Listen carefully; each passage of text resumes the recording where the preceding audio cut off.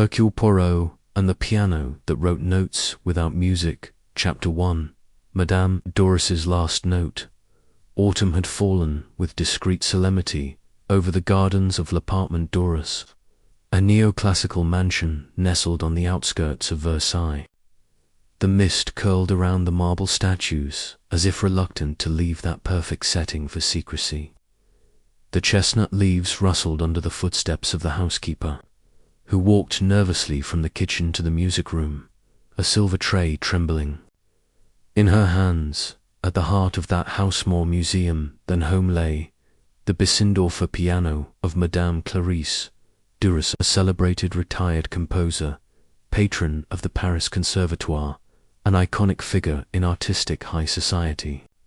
The instrument rested beneath a lace-covered window, surrounded by empty chairs, scattered sheet music, and a single glass of cognac that still gave off the subtle aroma of cinnamon. There, on the wine-colored velvet bench, her stiff fingers resting on the ivory keys, lay the lady in question.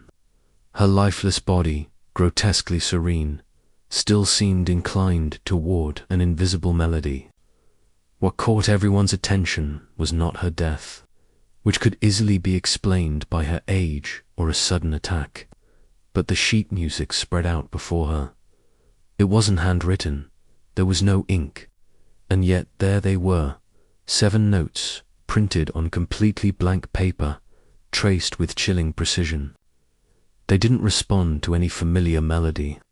Even more disturbing, no one remembered seeing them the night before, when Madame Duras had performed her supposedly last work at an intimate soirée with 6 guests, selected with almost surgical meticulousness.2.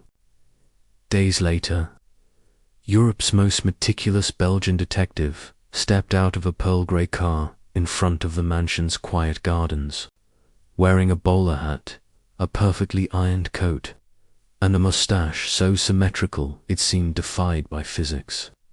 Hercule Poirot surveyed the facade of l'Appartement Doris with an almost imperceptible glint in his eyes. A death that appears natural, ... and a page that writes itself, he murmured, more to himself than to Georges, his faithful occasional assistant who had driven him from Paris. No, mon ami, this is no ordinary case. There is an author here, and an act, and as in every musical work, there is harmony, rhythm, ... and dissonance. He was greeted by Inspector Gerard, a man with a hurried manner and an unambitious moustache. Gerard did not hide his skepticism. With all due respect, Monsieur Poirot, we don't believe there was any foul play. Madame Duras was 73 years old, had heart problems, and a history of anxiety. The coroner has yet to find any traces of poison or violence. The doors were closed. There are no signs of forced entry, nor of a struggle. Poirot stroked his moustache with almost theatrical slowness. And yet they've written to me, he said gravely. An unsigned letter, just for words. The piano lied, Poirot. Gerard shrugged. Maybe it was a joke. You know, Madame Duras was surrounded by artists, eccentric people. Poirot didn't reply. He was staring at the door frame, a tiny imperfection in the enamel, as if someone had rested a nervous hand on it for too long. Then his eyes fell on the carpet, shifted just a few inches to the left, enough for an orderly mind to notice. Take me to the guests, he ordered in a kind but firm voice. I want to meet those who heard the last music of a woman who, apparently, decided to write after she died. The 6 guests at the evening were prominent figures from different worlds, e.t.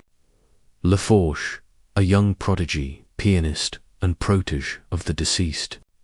Morel Duras, Clarisse's niece and principal heir. The Reverend Charles Beaumont, who claimed that Clarisse's music contained messages from the beyond. Viscountess Anne de Varence, an art collector and silent musical rival, Dr. Jules Moreau, a neurologist interested in the cognitive decline of elderly artists, and finally, Madame Eloise Martin, a former student and current music critic, known for her fierce reviews and a public dispute with the deceased. Poirot found them in the tea room, sitting in a circle like chess pieces, still unsure of their position. They were all dressed in mourning. They all had alibis, and yet Poirot knew immediately from the way they crossed their legs, from the silences they endured for too long, from the glances that avoided the keys of the still-closed piano vat. They were all hiding something. "My lords and gentlemen," Poirot said with a small bow, "my presence here is not to disturb your mourning, but to restore order, because in this case the music has not ended. There is one more note, and someone among you knows it well."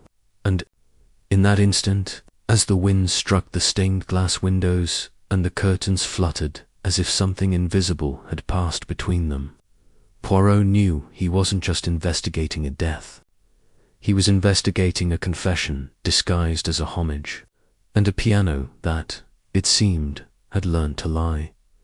"That's interesting, very interesting," he whispered, and the music, silent, waited. Chapter 2. The shadows of the music room.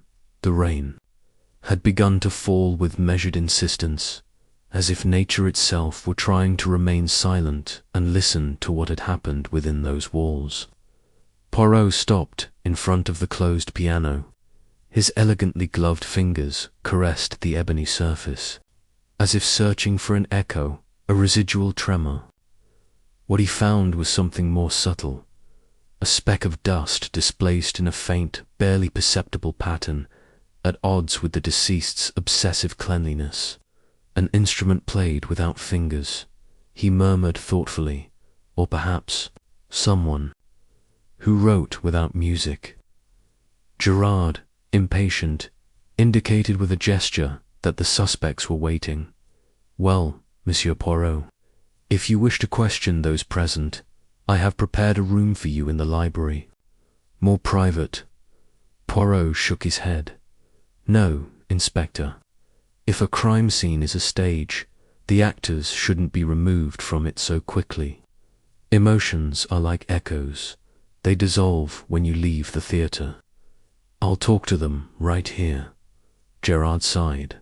"As you wish, but if I may say so, you're looking for melodies where there's nothing but silence." Poirot didn't reply. He was already looking at the family portraits above the fireplace. In all of them, the same woman, Madame Clarice Duras, at various ages, always with a steady gaze and upright posture, as if even in death she had decided to sit and listen to the world. "Let's call young Lafourche first," Poirot ordered quietly. "Let's start with the pupil." Etienne Lafourche had the narrow eyes of someone who sleeps little and dreams too much. Despite his youth, he walked with an affected gravity, as if genius forced him to bear the weight of his talent. He dressed in black, with a blue handkerchief that didn't quite hide an ink stain on his right cuff. "Monsieur Poirot," she said, slightly bowing her head, "I can't express how much this hurts. Clarice, Madame Duras, was my guide. Without her, I would not have discovered anything of what I am now composing." "Last night, tell me about it," Poirot said neutrally, watching him with gentle intensity. "It was intimate," Etienne replied. "The lady wanted to present what she called her musical testament, an unpublished piece. She said it would be her last, and he played it, yes, powerfully, but it was strange. It wasn't like his other compositions. The melody had breaks, abrupt silences, dissonant notes, as if he were writing out of anger or fear. Did he mention it? Did he say anything about his emotional state? Just one sentence, at the end, if a note lies. Listen to it louder. Poirot raised his eyebrows. A note that lies, you say? Fascinating. And tell me, at what time did you leave? Around 10. The lady's driver took me to the station. She insisted I not stay. And did you notice anything strange when you left? The score, for example. Etienne hesitated. I think the sheet of paper was blank. I saw you leave it on the music stand, but there was nothing written on it. I thought it was part of your act. You know, madame, theatrical. Poirot said nothing, but his eyes sharpened like hidden blades. Thank you, sir. That will be all. For now, the next to enter was the niece, Morel Duras. She had the bearing of a woman accustomed to commanding and not being questioned.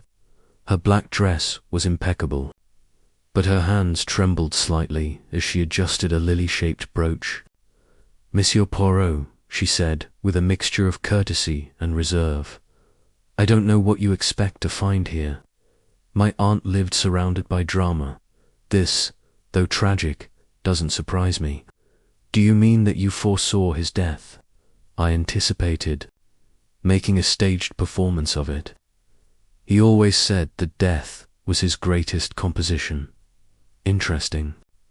What was your relationship with her? Close and not so close. I was her executor, yes, but also her only relative with any sense. Clarice lived for and by her music, and for her secrets. Miral hesitated for a moment. She had grudges, old grudges. She collected disputes like trophies, and lately she seemed more erratic. She talked to herself at night. She said certain notes were spying on her. Do you notice that they were spying on her? She said it half jokingly, or not. With Clarice, you never knew. Poirot smiled slightly. An artist to the very end, isn't that right? Tell me, did you see the score on the night of the event? Yes, it was blank. I thought it was strange, but like Etienne said, I assumed it. Was part of the show, and now it shows up with 7 printed notes. Doesn't that worry you? All this worries me, Monsieur Poirot. But I'm even more worried to know that someone in this house seems to be playing with memories, and with the dead. Poirot dismissed her with a polite nod. There was already something in his expression that was beginning to connect the pieces. Next. Up was Reverend Charles Beaumont, with a neatly trimmed beard and a voice.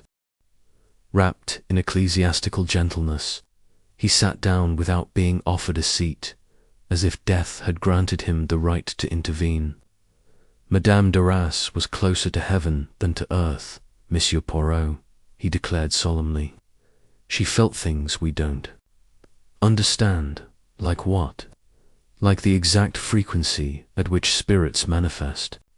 He consulted me many times about notes that weren't his. He said someone was writing with his fingers. Poirot narrowed his eyes. And you believed that? I'm a man of faith, and also of hearing. I heard your last piece, and it wasn't yours. It belonged to someone else. Plagiarism. No, a possession, Poirot, who rarely allowed himself an ironic smile, barely allowed his lips to curve. So, you're implying that Madame Duras wasn't the author of her final work. I'm suggesting that his soul wasn't alone in that body, and what do you think of the written sheet? Beaumont extended his hands as if in prayer. A message, maybe a warning, or a confession, but not from this world. Poirot leaned forward. I appreciate your interpretation, Monsieur le Curé, but sometimes a ghost is just a person disguised as a mystery. As night fell, Poirot asked to be left alone in the music room. Gerard protested, but reluctantly agreed. With a lit candle, Poirot sat down at the piano. He slowly opened the keyboard cover. The keys were there, cold to the touch. He slid his fingers over them, making no sound. Then he took a white glove and a small mirror out of his pocket. He placed it on the music stand. The 7 notes were still there.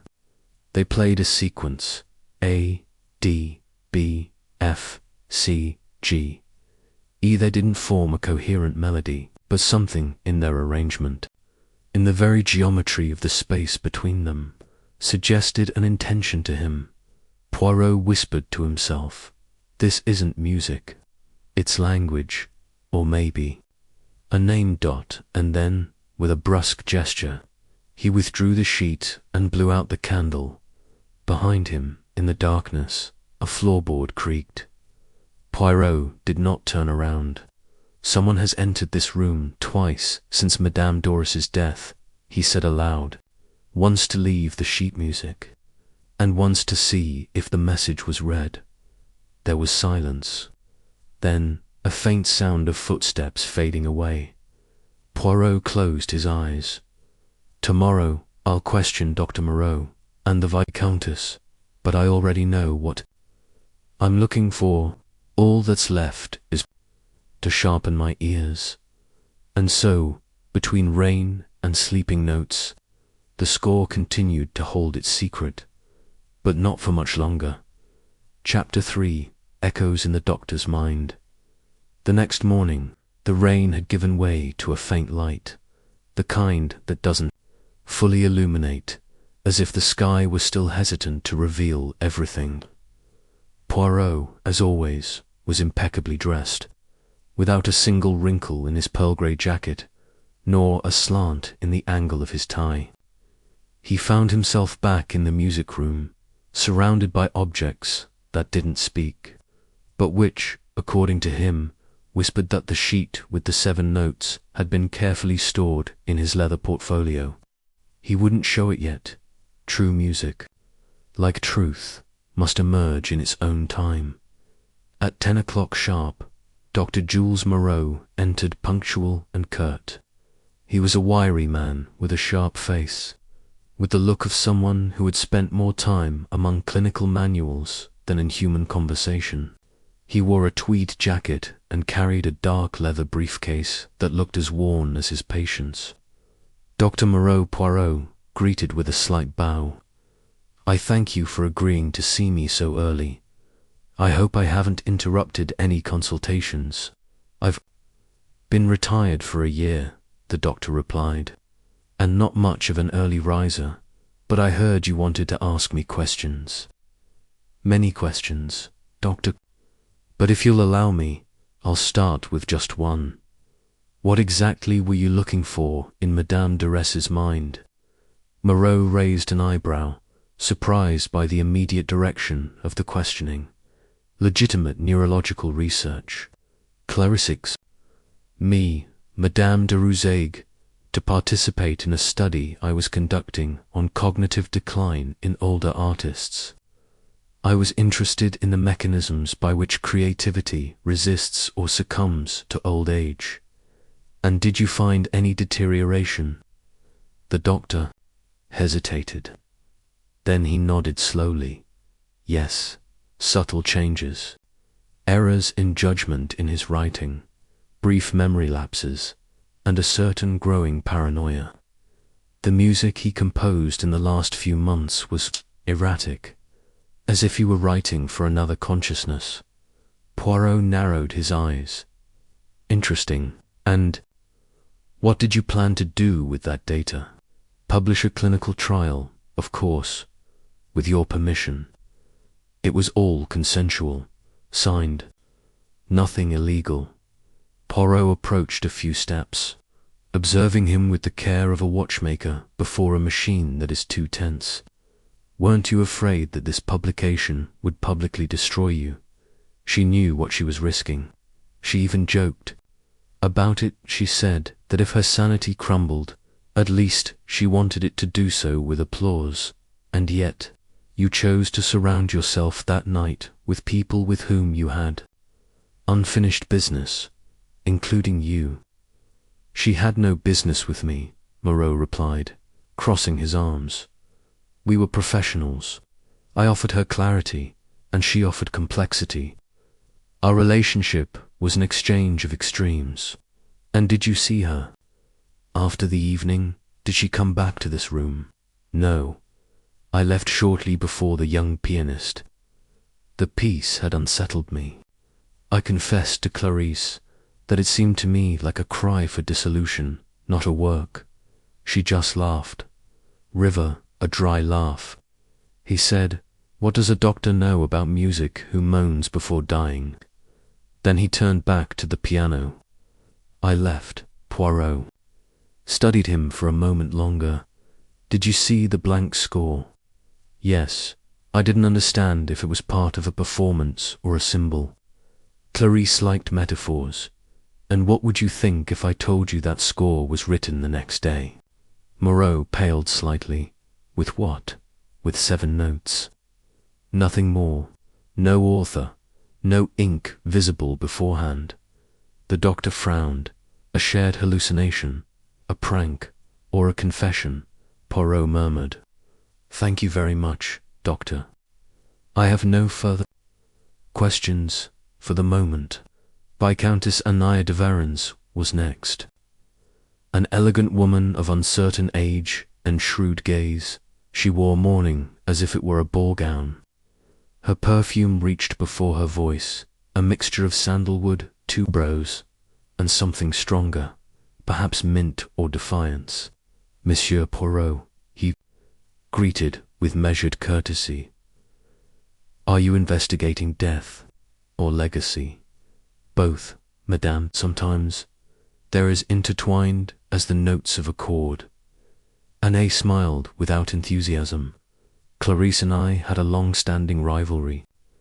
We were promising young women at the conservatory, you know. Both prodigious, both arrogant. Only she was more adept at politics and scandals. And yet he attended her intimate evening. A belated courtesy. We avoided each other for years, until she sent me a very dramatic, handwritten invitation. Come here, the end, it said. And did you hear it? Oh, yes. A brutal piece, disjointed, desperate. It wasn't like anything she'd ever written, and the blank sheet of paper. I saw her, of course. We all saw her. We looked at each other without speaking. No one dared to ask if it was a mistake. Clarisse had that ability. She turned the absurd into a sacred act. Did you notice anything else that night? The Viscountess played with her onyx ring. Yes, she was nervous. Not in the usual way. Clarisse was in control of herself, even in the midst of madness. But that night, she looked toward the window, as if she were waiting for someone to arrive, or for someone to already be here. Do you think he was afraid of anyone? Anne remained silent. Then she said, I wasn't afraid. I was anticipating. It's worse. Poirot inclined his head. Thank you, madam. Your words, like your perfume, leave a trail. She smiled slightly before leaving. And you, Monsieur Poirot, have not yet begun to play the right tune. That afternoon, Poirot sat down at the piano again. He took out the sheet of paper with the notes. He wrote them down in his personal notebook, assigning them positions: A, D, B, F, C, G, E, H. He read them in reverse order, then skipping one, then according to the pattern of black and white keys. Nothing, and yet something was hinting. Not a melody, but a key. Something encrypted. At that moment, Georges came in with the tea. Monsieur, there's something else. The gardener brought this. He says he found it this morning. Near the back hedges. Poirot took the object. A woman's glove, thin, made of black lace. Inside, a tiny sheet of music, folded in for dot the same sequence of 7 notes. But this time, there was a mark, a symbol drawn over the first note, an inverted triangle, with a line through it. Poirot held it up in the twilight. Someone isn't just playing notes, Georges, he said softly. They're writing names in music. And as the sky darkened, Poirot knew the key was not in the melody. It was up to who could read it. Chapter 4. Criticism and the Hidden Octave. Dusk at l'appartement. Duras dissolved into a blue mist that enveloped the garden statues as if the mansion itself were breathing a lingering secret. Poirot, wrapped in his perfectly buttoned coat, contemplated the lace glove on the side table. It wasn't a forgotten object, but one left intentionally, like a card delicately played, but not entirely hidden. The symbol drawn over the first note, inverted triangle with the line, didn't correspond to any standard musical notation. But Poirot wasn't thinking in terms of keys, but in terms of language. Symbols that spoke without words. At 6 o'clock, Georges interrupted him with his characteristic discretion. Sir, Mrs. Martin has arrived. Poirot nodded. Bring her here, please. I want her in front of the piano, not for the music, but for... The reflection, Eloise Martin, was a woman as thin as a compass, wrapped in matte black and with scarlet lips. Her reputation as a music critic was feared throughout Paris. Her reviews could destroy a career in 3 lines. And yet, there was something in her walk that betrayed ancient fears. A kind of restraint seen only in someone who has been silenced before finding their voice. Monsieur Poirot, he said unceremoniously as he entered, is this supposed to be a tribute or an investigation?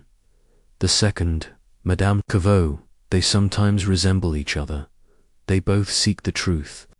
They only differ in tone. Eloise sat down at the piano, but didn't look at it. She looked at Poirot as if the score wasn't of interest to her, but he was.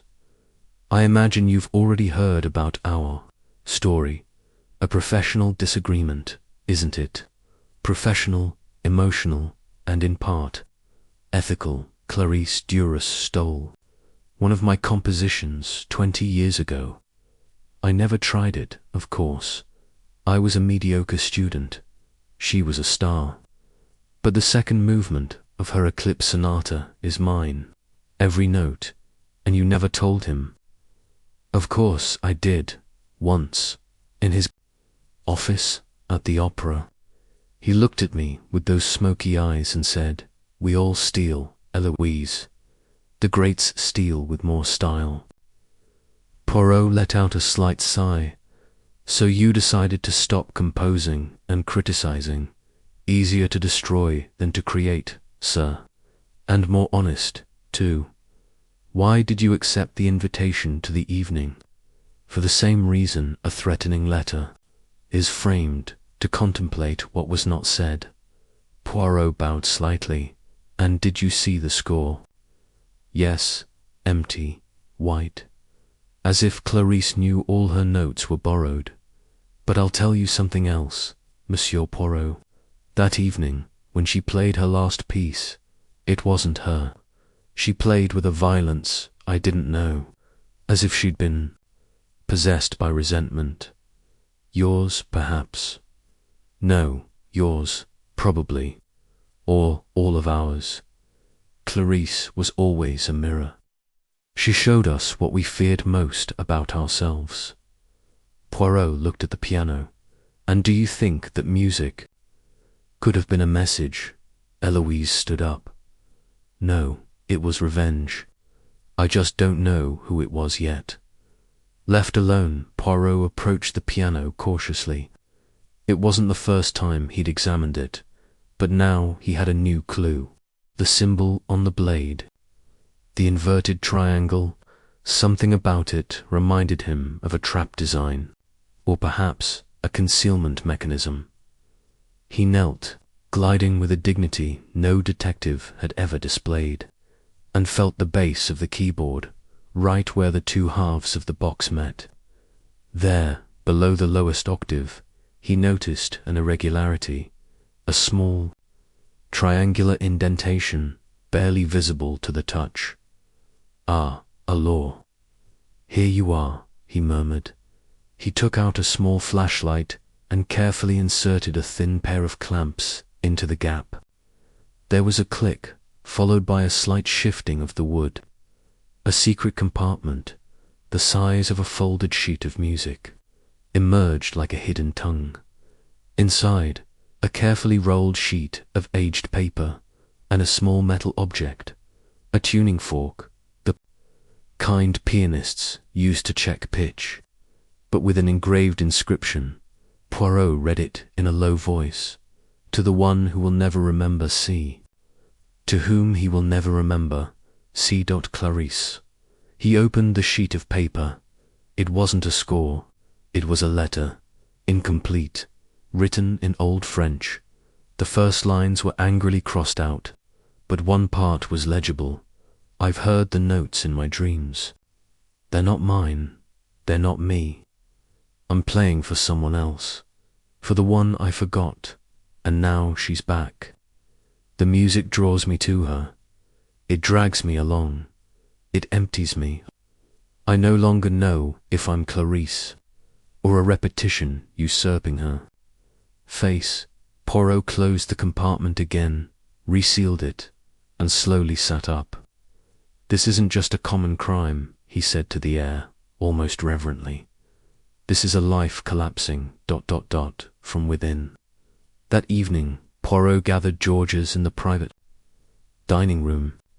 He carefully placed the 3 versions of the score on the table, the original sheet, the copy found in the glove, and a new one he had asked Etienne Lafourche to transcribe in black ink.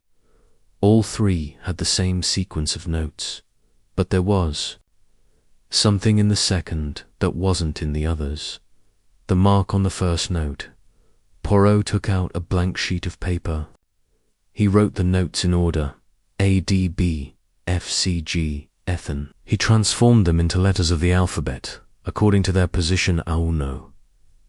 De quattro, B, dos, F, e seis, cetres, je sete, y cinco Juan, 4, 2, 6, 3, 7, 5, ... He murmured an anagram, a sequence, a personal pattern. Georges, curious, asked, "Do you think they are initials?" Poirot looked at him approvingly. "TRS Bean, Georges. But not random initials. No, this is a signature, a fingerprint. Musical, yes, but also emotional. Only someone with intimate access to his compositions, his past, and his moments of vulnerability could have created this. Etienne, Georges. Ventured, too young. Although involved, he's not the author of these notes." Poirot approached the open fire. He took out the tuning fork and held it up to the light. "This symbol isn't a warning. It's a dedication. Not to Clarisse, but to someone Clarisse tried to forget." He looked at the fire. He thought about the letter, about the final piece, about Clarisse's sentence: "If a note lies, listen louder."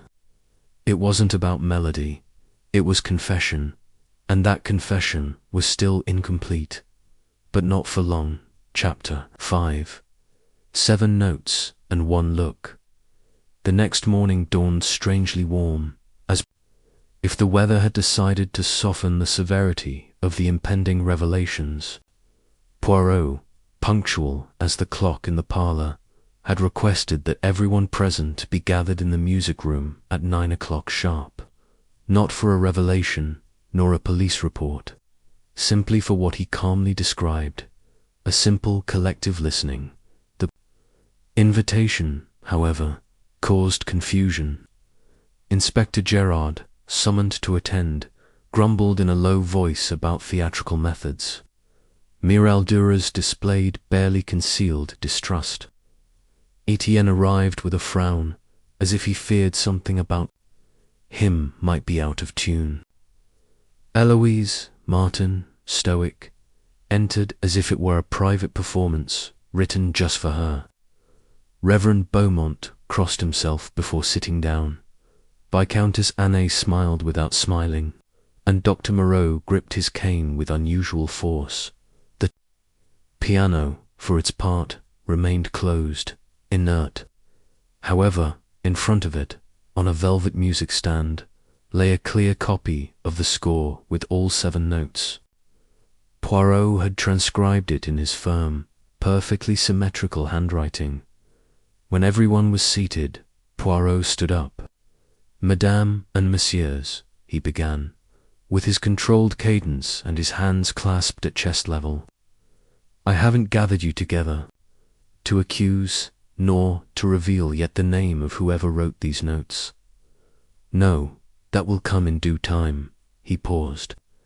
Everyone watched him, tense, as if they were inside a newly opened music box. "I've gathered you," he continued, "so you can listen. Just that, because there are times when one note, just one, can speak louder than 1,000 interrogations." With a gesture, he indicated to Etienne that he should approach the piano. The young man stood up, hesitant. His face showed a mixture of respect and fear. "Play the notes, one by one," said Poirot. "As written, don't link them, don't play them, just ... play them." Etienne nodded. He sat down, he breathed. And then he pressed the first note : the dot, a clear, pure sound that floated through the room with an almost solemn quality. Re-dot, a more tense vibration, with a slight echo of something contained and sharp, uncomfortable but soft, almost shy. Do bright, like an open window. Sun, dot deeper, like a question, me, a soft but ambiguous ending, like a sentence without a period. When the sound died away, absolute silence reigned. Poirot didn't speak. He just watched. Not the notes, but the faces, one by one, as if they were sheet music, and then he saw it. A minimal gesture. Dr. Moreau had lowered his eyelids at the exact moment the alarm sounded, and not like someone who closes their eyes for pleasure or concentration, but like someone who wishes something wouldn't be seen or recognized. Poirot spoke in a low voice. "Curious, isn't it? A sequence of notes, and yet something in them moves you in unexpected ways." "Are you implying that music is guilty of something?" Mireille asked defensively. "No, mademoiselle.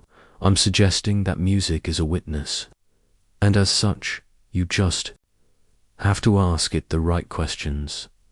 He approached the piano. "There are those who believe music can influence the mind. There are others who think the mind can hide within music. And then there are those who use it to remember." Gerard huffed. "And where does this lead us, Monsieur Poirot? Is this part of your psychological deduction?" Poirot turned calmly towards him. "Yes, because psychology, Inspector, is the art of listening to what isn't said." He turned to the others. "Let me tell you something I've discovered." Madame Duras had hidden a letter inside this piano, a letter in which she spoke of a forgotten woman, of a presence that invaded her, of a consciousness that was no longer hers. There was a dull murmur, Poirot continued, and next to that letter, a tuning fork with an inscription, "To the cell that never returns, see." A dedication, Anne whispered, or a warning. Clarisse lived tormented by an unnamed figure, someone whose existence she had denied, erased, silenced. But that figure found a way to speak, and it used what Clarisse loved, her music. Poirot walked slowly in front of the faces. Someone wrote those 7 notes. Someone who knew Clarisse not only as an artist, but as a human being. Someone who had access to her instrument, to her nights of confusion, and to her silences. He stopped next to Dr. Moreau. What if Clarisse's cognitive decline wasn't degeneration, but displacement? What if someone gradually built up such a deep self-doubts that she ended up believing she was an imposter? Moreau looked at him, pale. Are you implying that I manipulated your perception?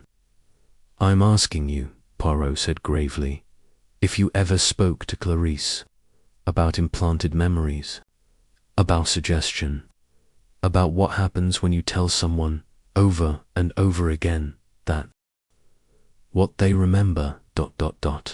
never happened. The doctor stood up, tense. That's an insult to my profession, and yet you had access to her mind, to her vulnerabilities, and you had something to gain, control of the most spectacular clinical legacy of her career. What greater case could there be than a composer who composes unknowingly under an erased identity? Moreau pressed his lips together. Everything I did was with your consent, even the notes. Poirot asked in a low voice. A silence, then a soft voice interrupted. They weren't yours. Everyone turned around. Ira Eloise Martin. They weren't yours, Doctor. I heard them before, years ago, in an old notebook of Clarisse's that she destroyed. They were from your mother, from someone Clarisse denied her entire life. Poirot nodded. That confirms what I feared. The score wasn't a composition, it was a quotation, an evocation of origin. Someone wanted to force Clarisse to face what she had buried. Moreau sank his gaze into the ground. Poirot concluded. The 7 notes don't form a melody, they form a memory, and that memory is beginning to speak. The room fell silent again, but this time it wasn't empty. It was anticipation. Chapter 6. The Forgotten Composer. The approaching storm wasn't one of rain, but of memory. That same afternoon, Poirot asked Georges to place a call to the National Library in Paris, followed by an urgent telegram to the Lion Conservatory of Music. What he was looking for wasn't physical proof, but the echo of a denied existence, ours. Later, Poirot was holding a thin, dusty folder labeled Restricted Collections, Private Medical Records, 1890, 1907. The sealed envelope had arrived by private courier.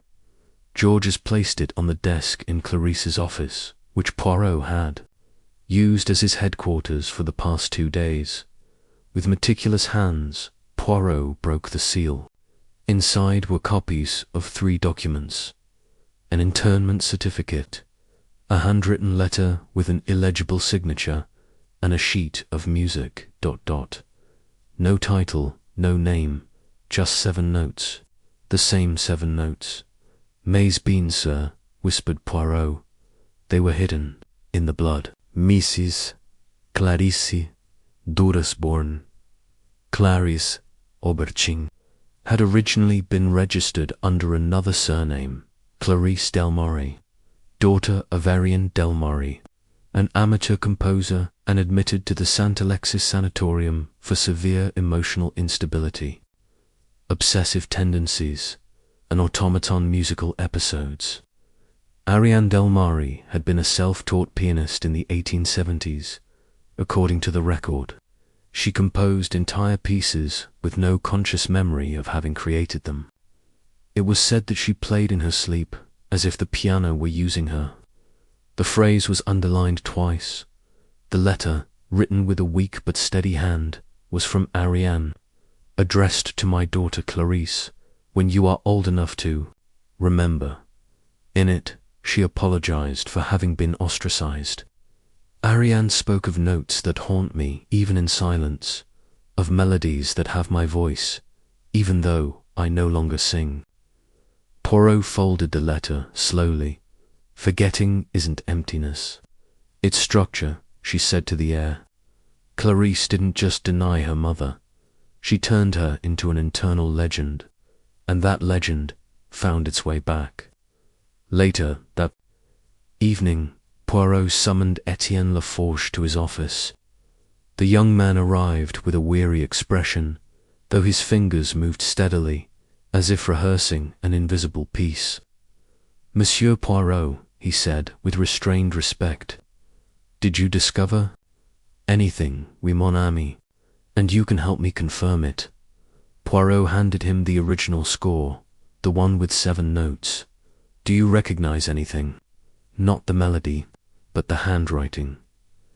Etienne came closer, looked closely. "This isn't Clarice's. She wrote her notes with a longer stroke. This is older, more restrained, like someone who taught herself." Poirot nodded. "It's her mother's." Ariane Delmare. Etienne blinked. "Did Clarice have a mother?" "She always said she was an orphan since she was little." "Exactly." He erased it from his biography. "But genetics doesn't forget. Neither does music." Poirot stared at him. "Has Clarice ever played something without remembering having composed it?" "Yes, several times over the past few months. He told me he'd find the melody at night, but the next day he couldn't transcribe it. Sometimes he'd write it down on loose sheets of paper and then tear them up." Poirot clasped his hands. "She wasn't losing her memory, Monsieur Laforge. She was being invaded by another." The next morning, Poirot requested a private meeting with Mireille Duras. The niece, always in control, entered more slowly this time, as if something invisible had begun to shake her composure. "Did you call me to talk about wills?" he quipped. "I don't have time for seances." Poirot was unfazed. "No, mademoiselle. I called to ask what you knew about Ariane Delmare." The smile disappeared. "Who?" Poirot placed the letter on the table. The signature was faint, but still legible. "Clarice's mother. Institutionalized, forgotten, erased. Except for one thing. These 7 notes." Mireille remained standing. "My aunt didn't talk about her childhood. She always said music was her only past, and that was almost literal. Music was his inheritance. Not fame, not talent. It was an inherited memory, and what does that have to do with his death?" Poirot looked at her for a long time. "Maybe everything, because if someone rediscovered that heritage, if someone wanted to remind Clarice of what she'd done, the abandonment, the denial, then those notes weren't art. They were punishment." Mireille didn't reply. Poirot noticed the trembling in her hand. "Did you know this story?" "I discovered it a year ago," he finally whispered. "I was going through archives for a tribute. A librarian showed me a letter, and I recognized the name Delmare. Then I found the documents, and what did he do? I hid them. I didn't want anyone to know. Clarice built her entire life on the idea of pure creation, knowing she'd inherited something broken. And did anyone else see them?" Mireille swallowed. "Not that I know of, except maybe Eloise.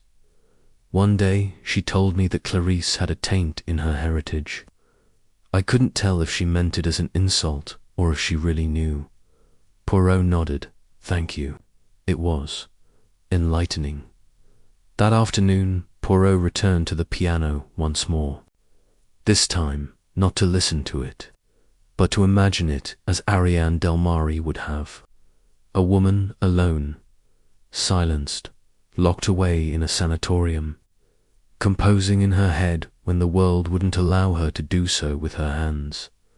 What if the 7 notes were all he was allowed to keep? A code, a musical signature, a message to his daughter that was never read, ... until now. Poirot placed the notes in front of him. He rearranged them in descending order, then in pairs. And then, a revelation, the 7 notes matched the opening motif of a piece recorded in a lost catalogue of the Lion Conservatory. The piece was attributed to A.D., whose full name was unknown.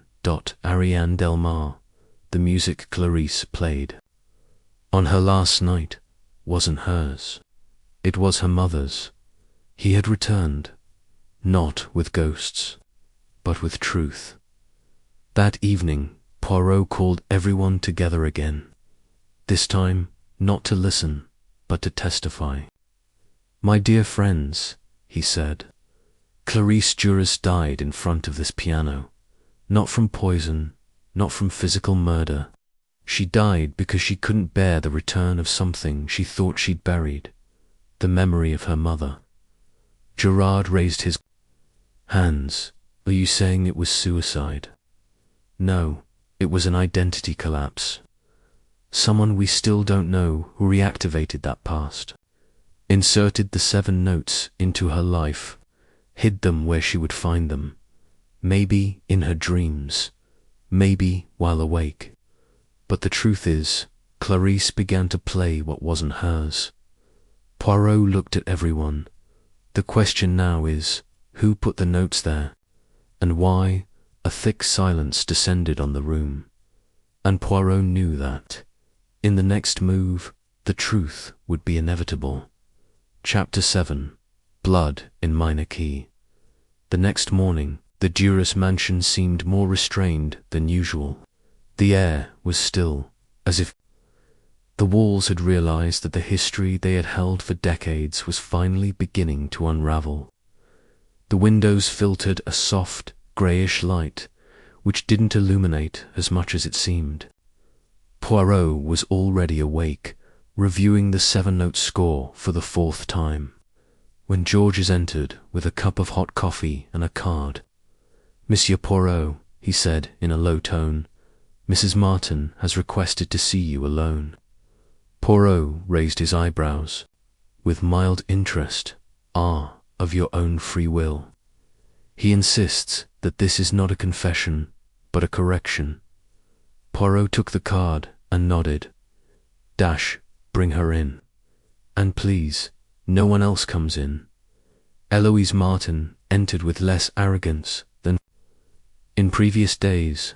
Her dress was the same, but her posture had changed. There was no defiance on her face, but rather a restrained firmness. "Thank you for seeing me, Monsieur Poirot." "Always, madame, especially when it comes to corrections." Eloise sat down without being offered. "Yesterday you spoke about Clarisse's mother, Ariane Delmore." "I knew her."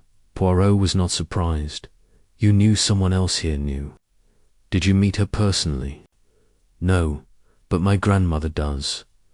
Poirot tilted his head. "Please explain clearly." Eloise took a deep breath. "My maternal grandmother was one of the nurses at the St. Alexis Sanatorium. She was only 19 when she started. She was assigned to the musical ward, as they called patients who used music as an obsessive expression back then. Ariane Delmare was one of them." Poirot didn't interrupt her. He just put the cup back on its saucer with a "When I was a child," Eloise continued, "my grandmother told me about a woman who played in her sleep. She said her daughter would never remember her. She cried while she played, not with sadness, but with fury. Did he give her a name? Never.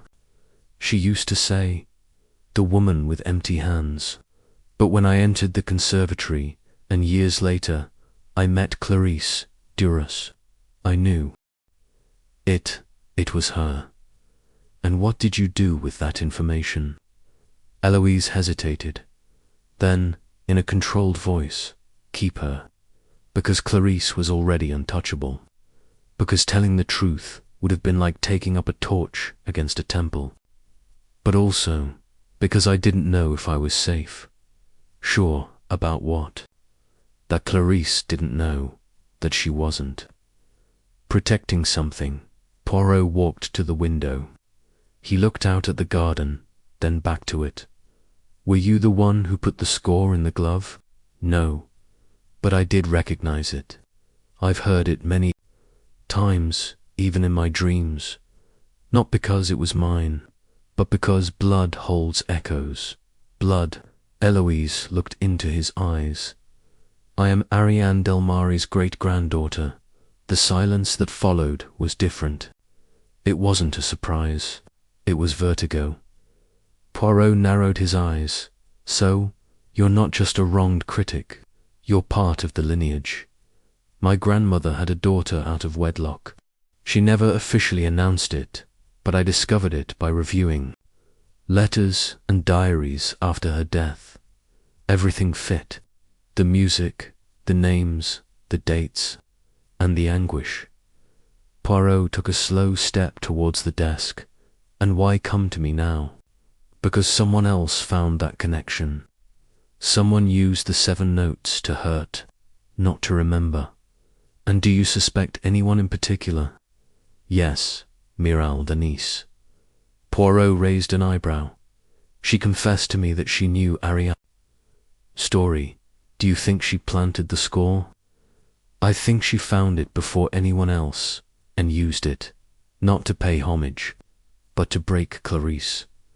Poirot reflected in silence for a few seconds. Madame Martin, you said blood echoes. I say crime keeps a rhythm, and this is beginning to reveal itself. At dusk, Poirot asked to see Miral Duras again. The conversation was brief, concise, sharp.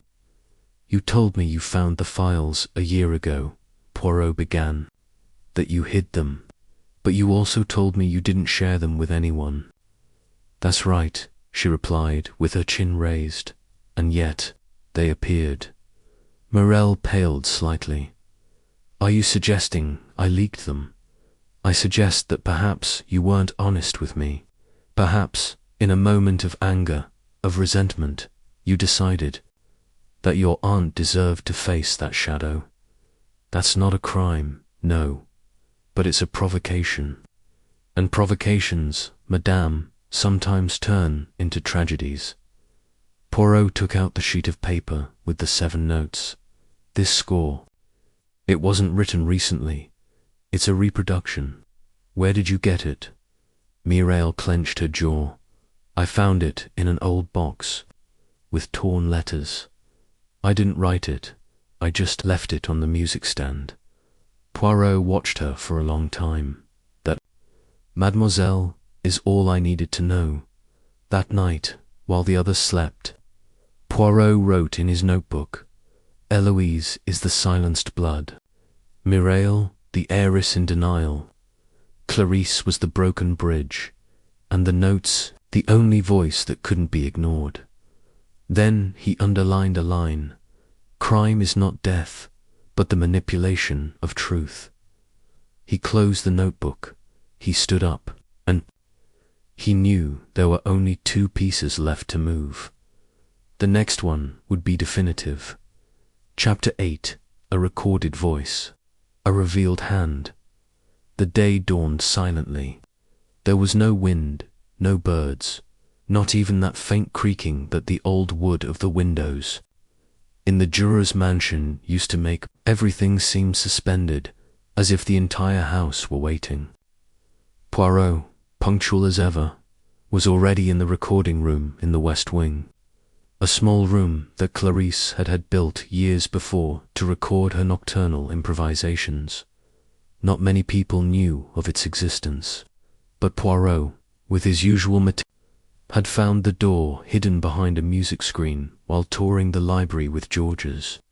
Inside, an antique record player, an archive of phonograph cylinders, and a small, more modern digital console installed only last year, as indicated by a technical manual forgotten on a chair. Clarisse had more layers than a Baroque aria, Poirot said, slipping on a pair of white gloves. And all good music leaves an echo, even in the machinery. He had spent the night reviewing the files with the help of a technician sent by Gerard. He had heard many things: disjointed fragments, rehearsals broken by coughing, the sounds of chairs, rain on the windows.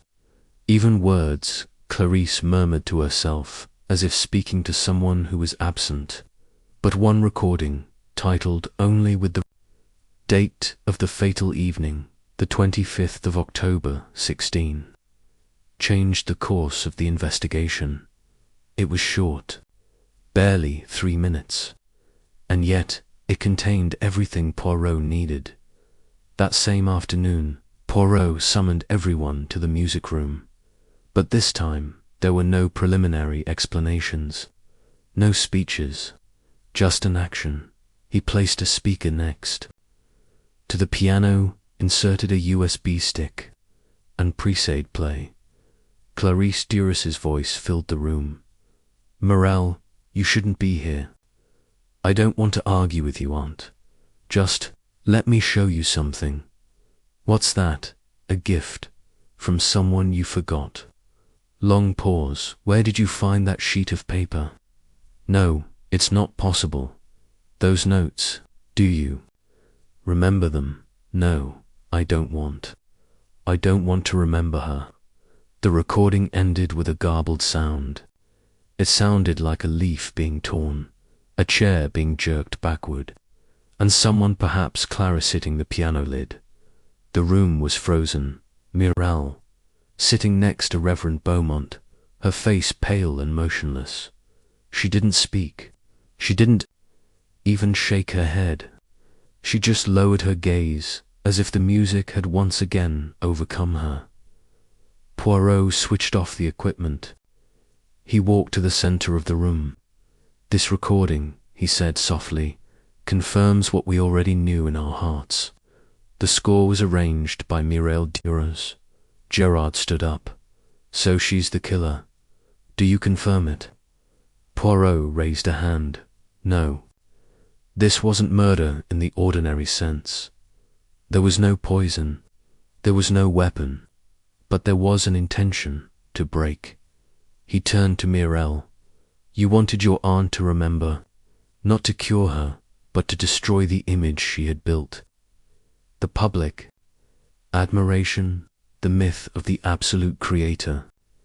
You knew about the past. You knew that your aunt had erased Ariane Delmarie, her mother, and you decided to give her back to her, not with words, with notes." Morel finally raised her head. Her voice was dry and unadorned. "She denied me everything. Monsieur Poirot, me, her story, our family. She built her fame on a lie, on a mother's abandonment. And when I found that score, I knew it was the one truth I couldn't ignore. But that truth, mademoiselle, was not yours to administer with violence."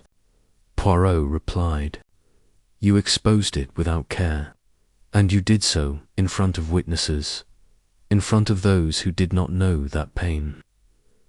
Eloise Martin intervened. "Did you know that Ariane Delmarie had a living granddaughter, that the music had reached another branch of the tree her aunt cut down?" Morel hesitated. "I sensed it. You were always different. But I thought it was a coincidence." Poirot lifted the envelope containing the documents.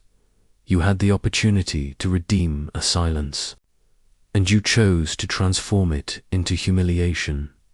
Gerard, uncomfortable, approached. "Can we consider this incitement to suicide?" Poirot shook his head slowly. "No, Inspector, because Clarisse didn't take her own life. Her heart simply couldn't take it. Perhaps because, deep down, she, too, had wanted someone to force her to remember." There was a long silence. Then Poirot returned to the piano. "There's something else. Clarisse left one last recording. It was the night before she died. It's short but revealing." He put in another file. This time, Clarissa's voice was more fragile. "I heard the notes again. Not in my dreams, in my mind, as if someone were calling. I think I finally understand.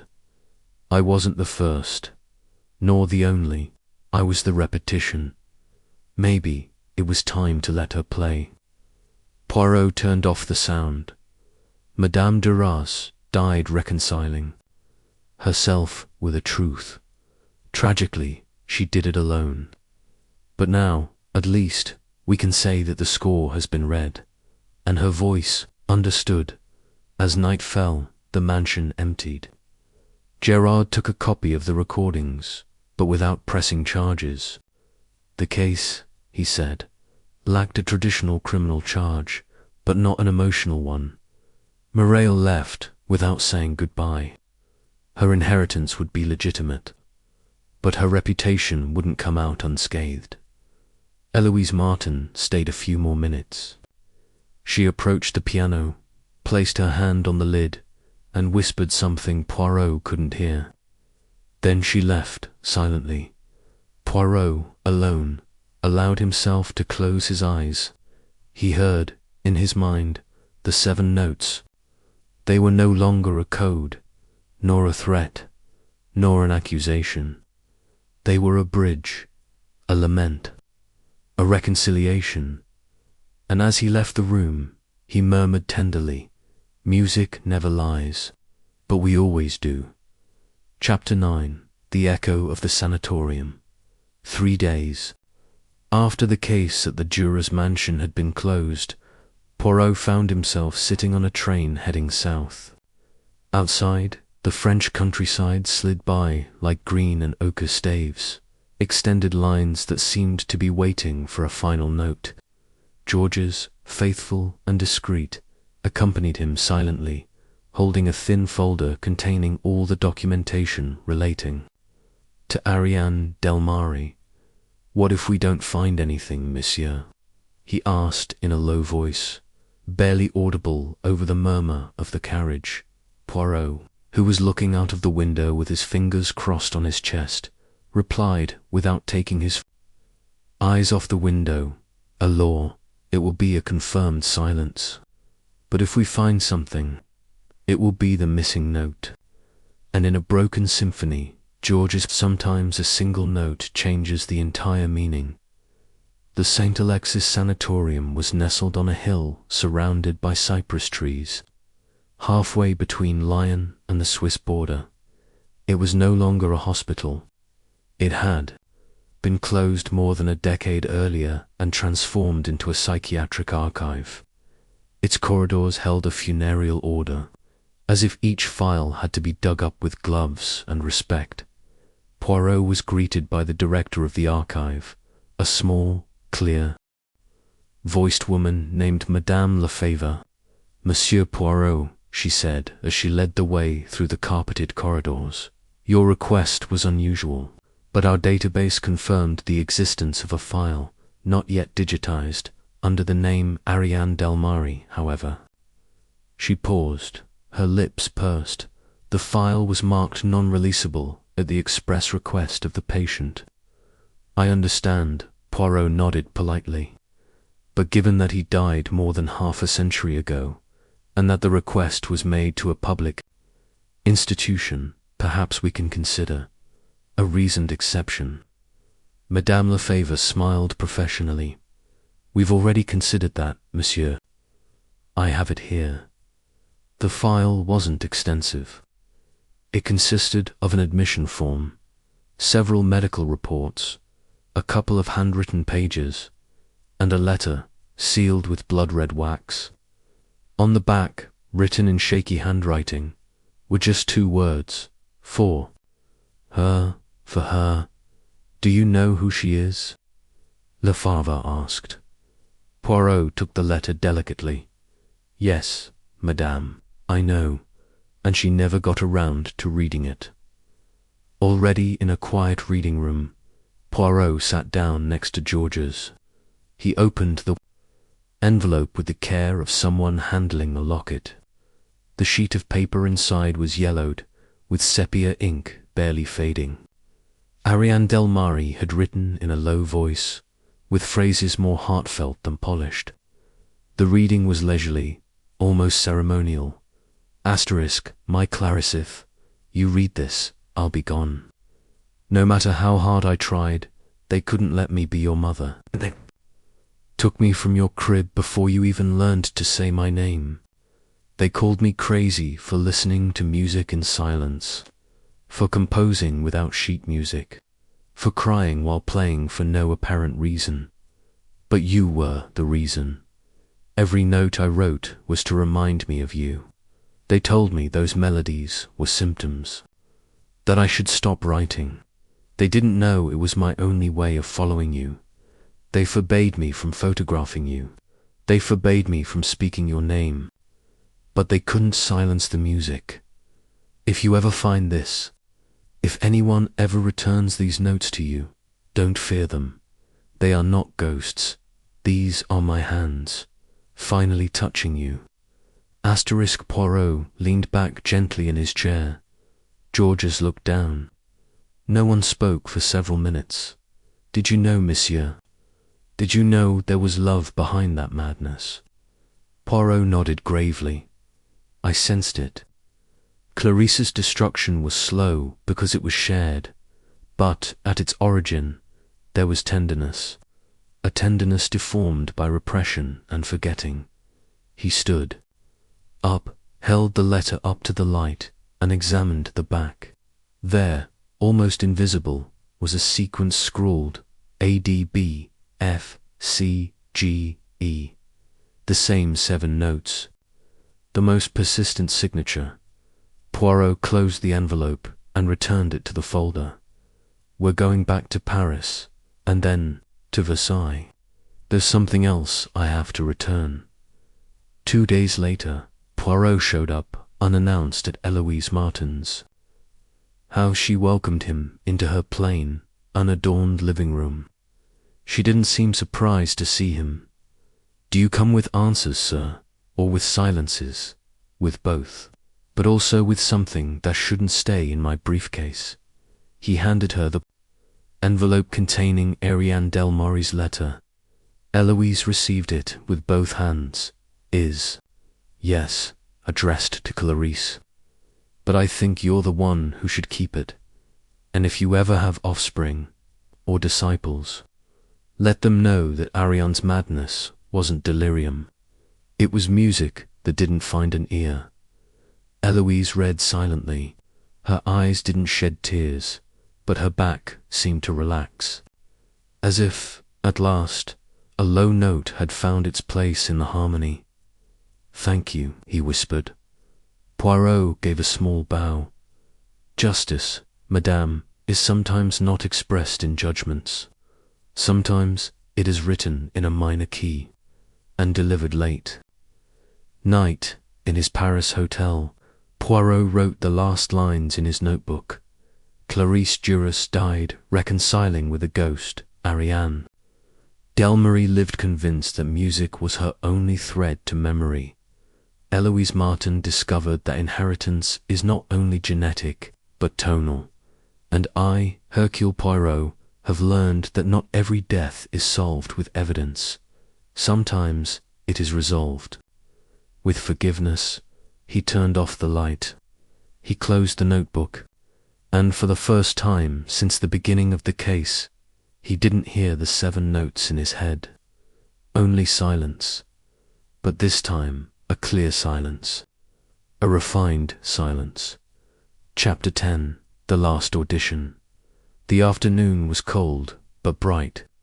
Autumn was beginning to colour the gardens of l'Appartement Duras with its brushstrokes of copper and grey. Poirot, impeccably dressed in a dark wool coat and black leather gloves, walked along the central gravel path with deliberate steps. There was no hurry in his gait, only determination. The same determination that could be felt in the light breeze that stirred the branches of the trees, as if nature itself were preparing to listen.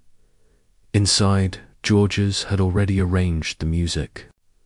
Room for what Poirot had called a closing meeting. Not a resolution meeting. It wasn't about pointing fingers, because the crime, if there was one, lay not in a single action, but in a series of forgetfulness, rejections, and prolonged silences.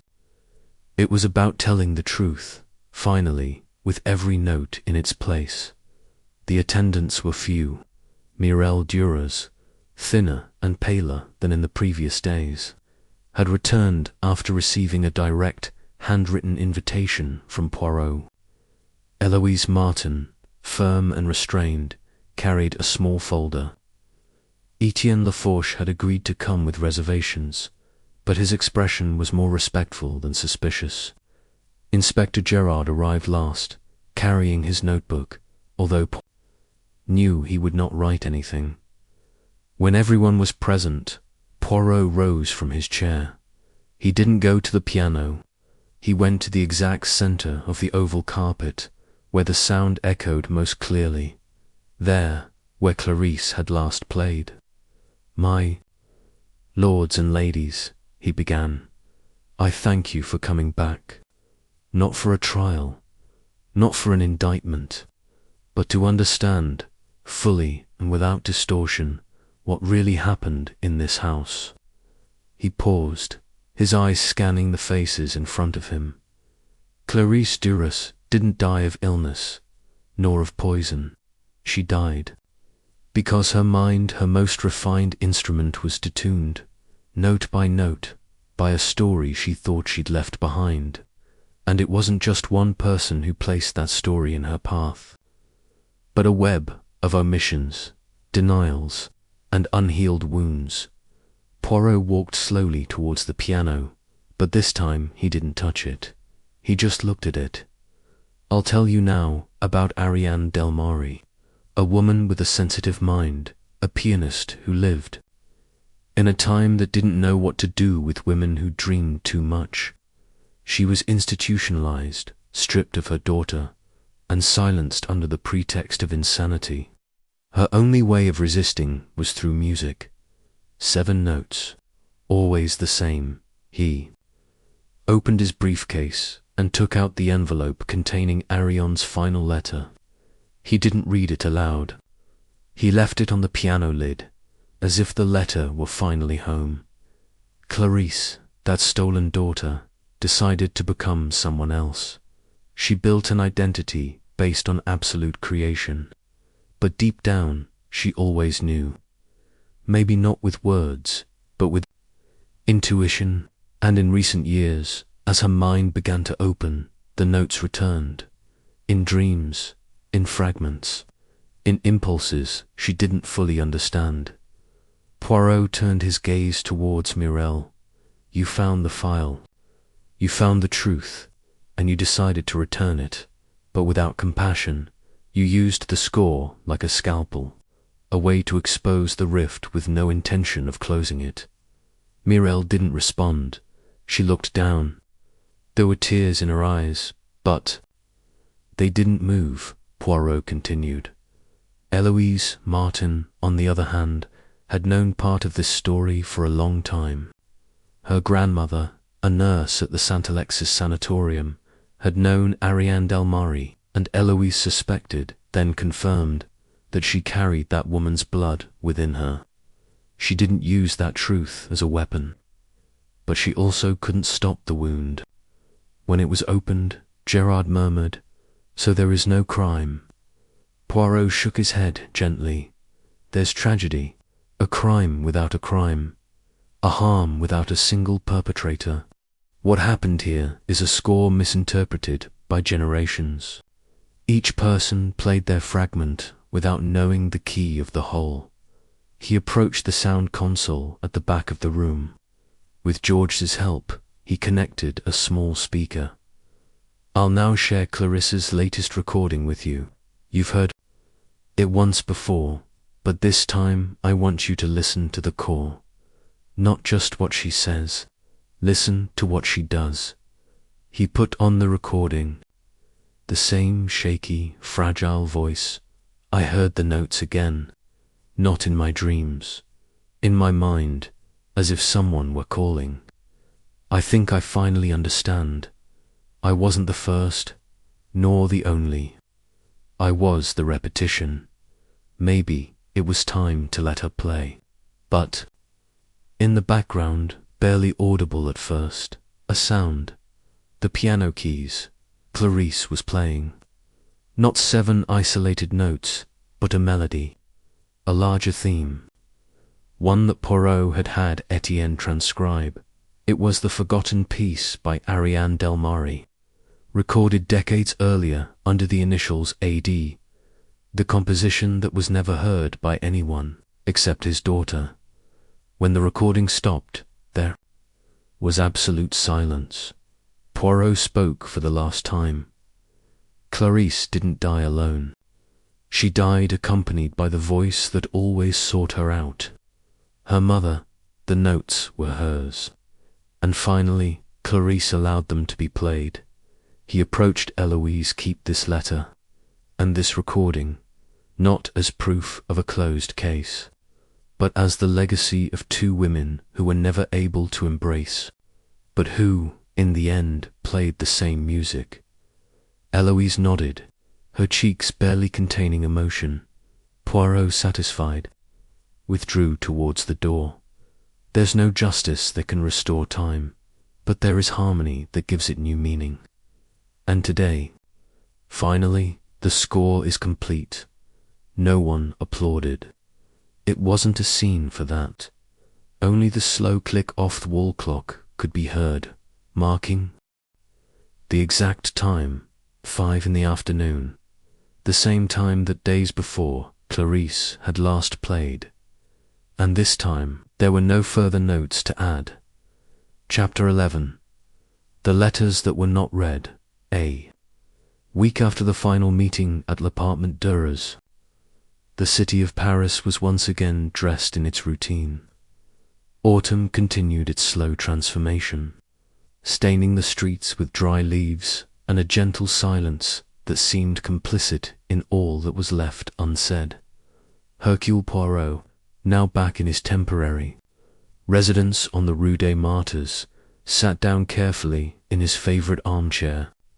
In front of him, on a small marble table, rested a thin, pale wooden box.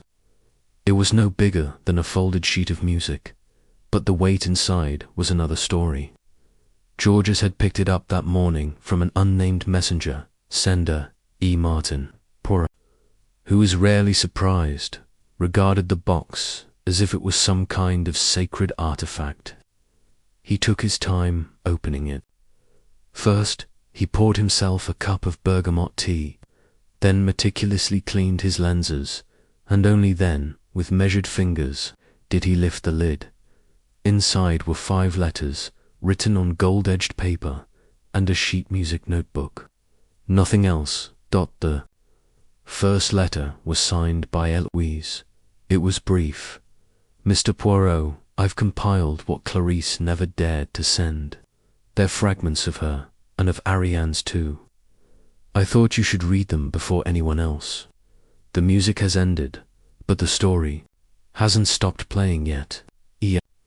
Poirot held the letter delicately, then moved on to the others. The remaining 4 were not addressed to him. Each had a handwritten name on the cover: Miral Etienne, Inspector Gerard, and the last, simply Ariane. 4 long minutes, he didn't read any of them. He just watched. Each envelope seemed to be written with a different stroke, as if Clarice had inhabited a different soul for each recipient. Finally, he picked up the letter addressed to Ariane. He didn't open it. He couldn't. It didn't belong to him. But he placed it on top of the music notebook. And then, as if the threads of fate were discreetly knotting themselves, he noticed something curious. The first 2 pages of the notebook weren't music. They were a diary, or something similar, with a mixture of respect and vigilance. Poirot began to read the first fragments. There's a note that's not played, but that everyone hears. You can't write it. You can't teach it. It's the exact moment when someone knows the truth, even if they don't understand it. My mother knew, so did I, but the words betrayed us. Only the notes remained. This notebook isn't for interpretation. It's for remembering. Poirot leaned back slowly. The music hadn't ended. he thought. It had entered another register. It no longer needed stages or salons. It lived now in the shared silence of those who understood. He took the second letter, the one addressed to Morel. I don't blame you. I can't. But I am sorry that you saw my fragility as a gap and not a bridge. You wanted to prove something to me, and you did, but not in the way you expected. Pain isn't more real when it's on display. It's more real when it's shared. I know you didn't know how. No one taught us. C. Poirot nodded slightly. Morel had sought justice, but in its most abstract form, a justice without a court, without punishment, only a sort of emotional adjustment that turned sharp. The following letter, addressed to Etienne, was even more revealing. Maestro, I never thanked him for staying when everyone else was running away. Not because he understood me, but because he didn't need to in order to keep coming back. Silence between two people isn't always absence. Sometimes it's a pact. You accompanied me even when I didn't know if I should continue. That's not taught. At any conservatory, thought thank you for not asking me what I couldn't answer. C. Poirot exhaled softly. Etienne had been a witness rather than a mentor, and that role, discreet and necessary, was perhaps what allowed Clarisse to go as far as she could before breaking down. The letter to Gerard was harsher, but honest. Inspector, you came looking for evidence, but I wasn't a crime. I was a consequence. I speak to you without rancor. I appreciate your question. It was the only question that forced me to answer myself. Logic cannot resolve what was not committed, and yet you remained vigilant, as if you understood that something important had happened. Even if you could not arrest him, thank you for your presence, Clarisse D. Poirot slowly dropped the letter onto the table. It was clear that Clarisse had understood more than many believed. Despite her deterioration, her mind continued to function with a lucidity that wasn't linear, but nonetheless profound. Finally, she stared at the letter addressed to Ariane. What could a daughter possibly write to the mother she'd never met? What kind of forgiveness do you offer when the other person can no longer hear you? He didn't open it. Instead, he walked over to his desk and pulled out a fresh sheet of paper. His handwriting was slow and steady. Miss Martin, I received your shipment. I have read every word with the attention that a long-delayed truth deserves. I will keep these letters as part of an archive that does not seek to solve cases, but rather to protect memories. You have done the right thing. Keep composing. Keep writing. The notes are finally in good hands. H. Poirot, before closing the letter, he added a postscript. P.S. The letter to Ariane remains sealed. When the time comes, you'll know what to do with it. Then he sealed the envelope and asked Georges to have it mailed discreetly. In the meantime, he returned to the box and took out the score. It was a short piece, 2 pages long, written by Clarisse in her shakiest handwriting, but without any erase. In the upper margin, a title in Latin, Out of Silence. Poirot didn't know if it was an elegy, a plea, or a coda. But as he laid eyes on the first line, he knew the story wasn't over yet, not while anyone was still listening. Chapter 12. The Pianist, Who Played No Notes. The doorbell rang one grey Sunday morning, interrupting the meticulous silence Poirot cultivated. In his apartment, Georges, never slow to respond to a knock, opened the door with the courtesy of a butler who had memorized every regular visitor. But this time it wasn't an inspector or a delivery boy, not even a neighborhood acquaintance.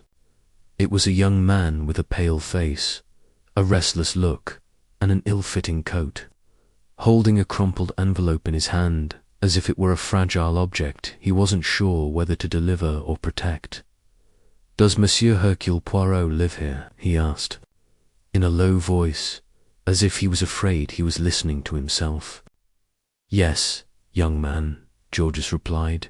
"Your name, Mathis Delrue. He... He doesn't know me, but someone told me to come." Georges studied him briefly before nodding and letting him in. When he entered the room, Poirot was already standing, observing the visitor with that unique blend of cordiality and calculation that made him so unforgettable. His moustache was perfectly aligned, as if he knew this visit required aesthetic precision as well as attention. "Monsieur Delrue," Poirot said gently, inviting him to sit down, "you have the expression of someone who has travelled not only miles, but also questions. May I ask to what I owe this unexpected visit?" Mathis sat down slowly. For a few seconds, he just stared at the envelope he was still clutching in his hand. "This came to me 3 days ago.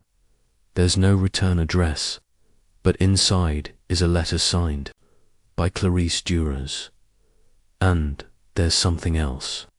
A sentence written in the margin that says, 'If you don't understand, go to him. You.'" Poirot narrowed his eyes.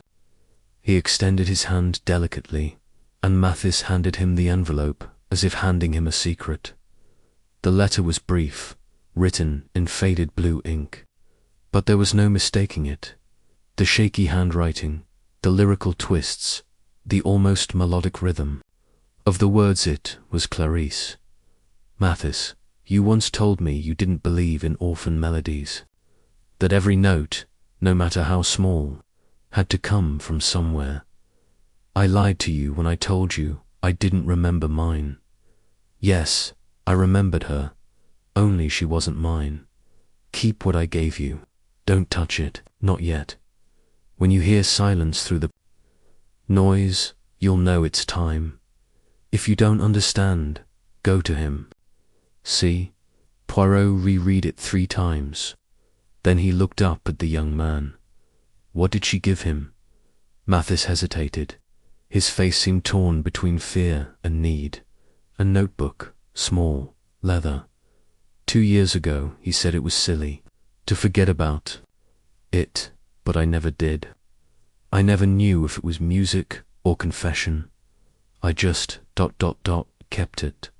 Until now." Poirot watched him intently.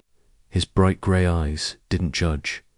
They calculated, yes, but they also listened. "And now," continued Poirot, "you believe there's something else in that notebook, something you didn't understand. Are you a musician, Monsieur Delrue? Pianist, but not professional?" "I teach at a children's conservatory. Clarisse used to come sometimes. She listened, not played. She said children fine-tuned the world with mistakes, and that it was beautiful. Then, one day, she just left me her notebook and disappeared." Poirot nodded slightly. The pattern was repeating itself. Clarisse giving away fragments of herself. 2 people with whom she shared not a history, but a vibration. "May I see it?" asked Poirot. Mathis took a small, dark-covered notebook closed with a red ribbon from his backpack. He placed it in front of Poirot, like someone offering a key without knowing which door it will open.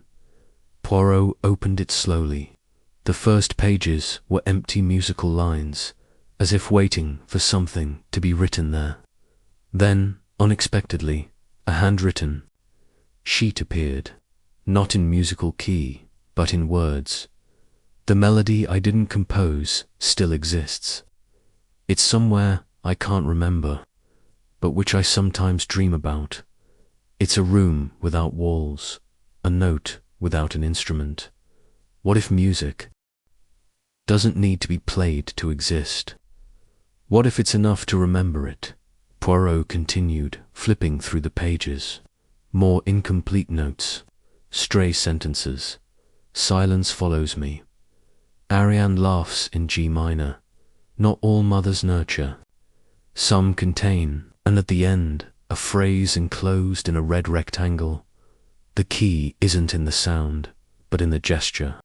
Who raises their hand, without intending to play. Poirot slowly closed the notebook. "Monsieur Delrue," he said, "what you have here is not a composition, not even a diary. It's a map, fragmented but coherent. Clarisse was leaving traces, not to be followed with footsteps, but with sensitivity." Mathis swallowed. "Do you think you're asking me for something?"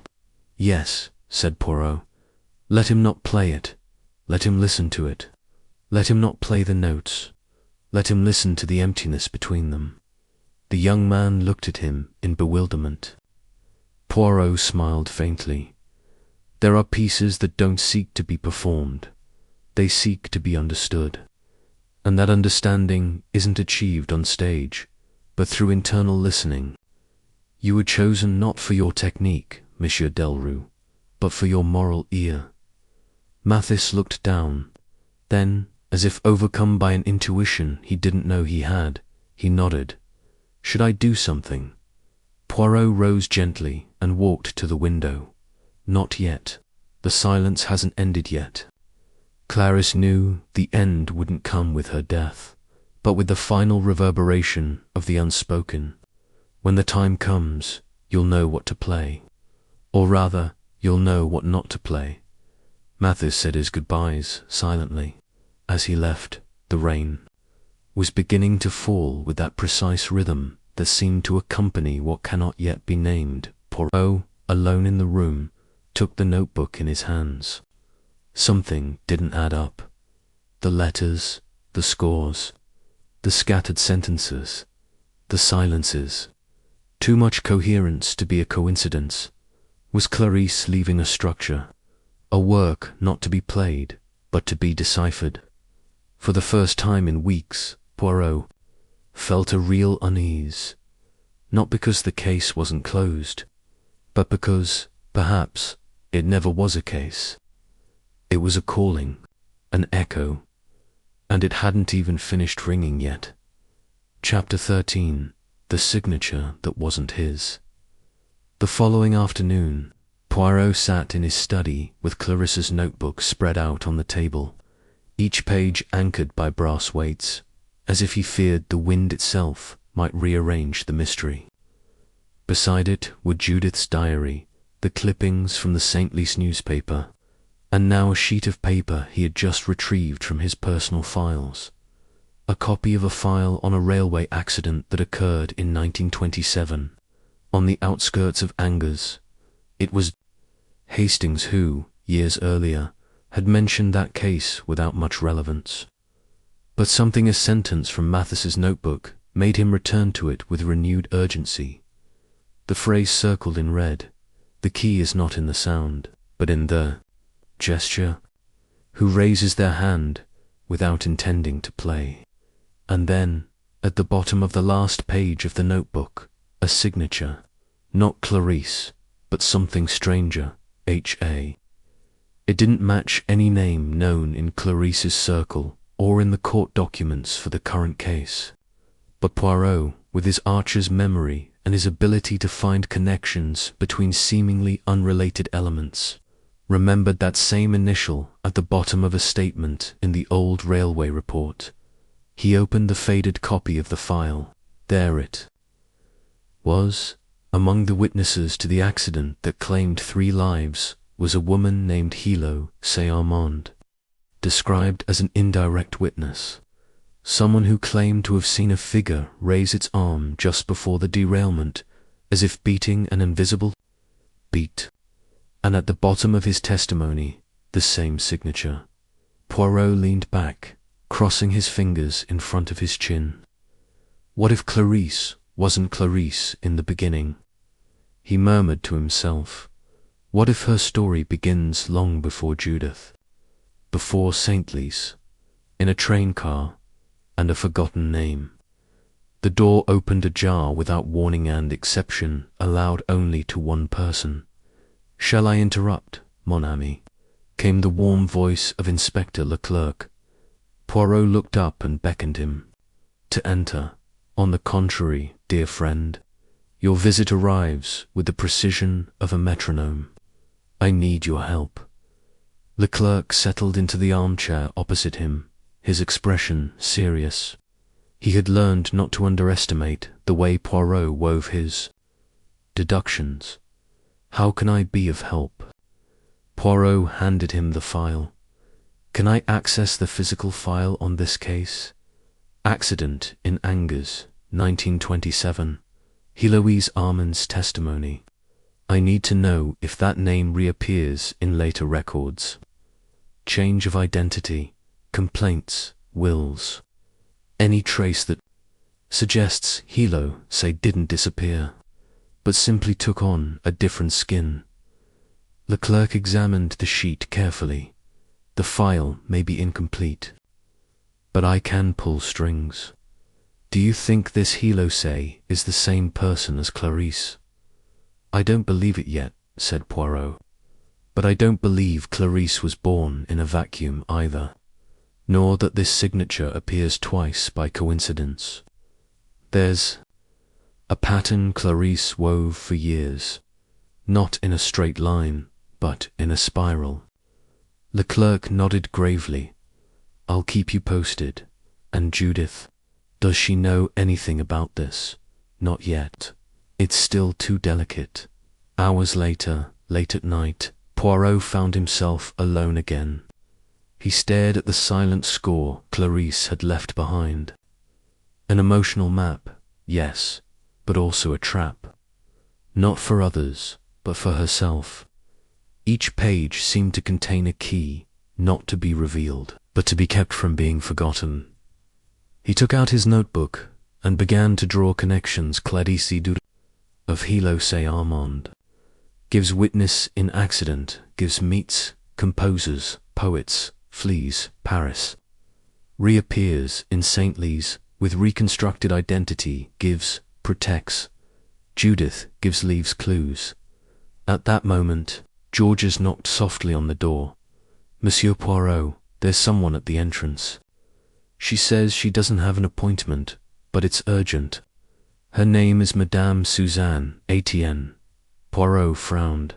He didn't know the name, but he had learned that names were only the beginning of a story. Hercule Poirot, Georges.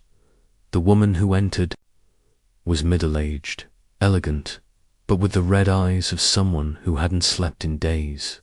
She was wearing a wool coat and a hat, which she held with trembling hands. Monsieur Poirot, he said as soon as he sat down, I was told you could help me understand what Clarice left me. Poirot's heart contracted briefly. Another. Did you also receive a letter? No, a box. He left it at my bookstore 5 days ago. No note, just an old photograph of a group of women in an abandoned theatre, and a phrase written on the back. We were all me, except one. Poirot leaned forward, fascinated. Can I see her? Suzanne carefully pulled a flat box from her bag.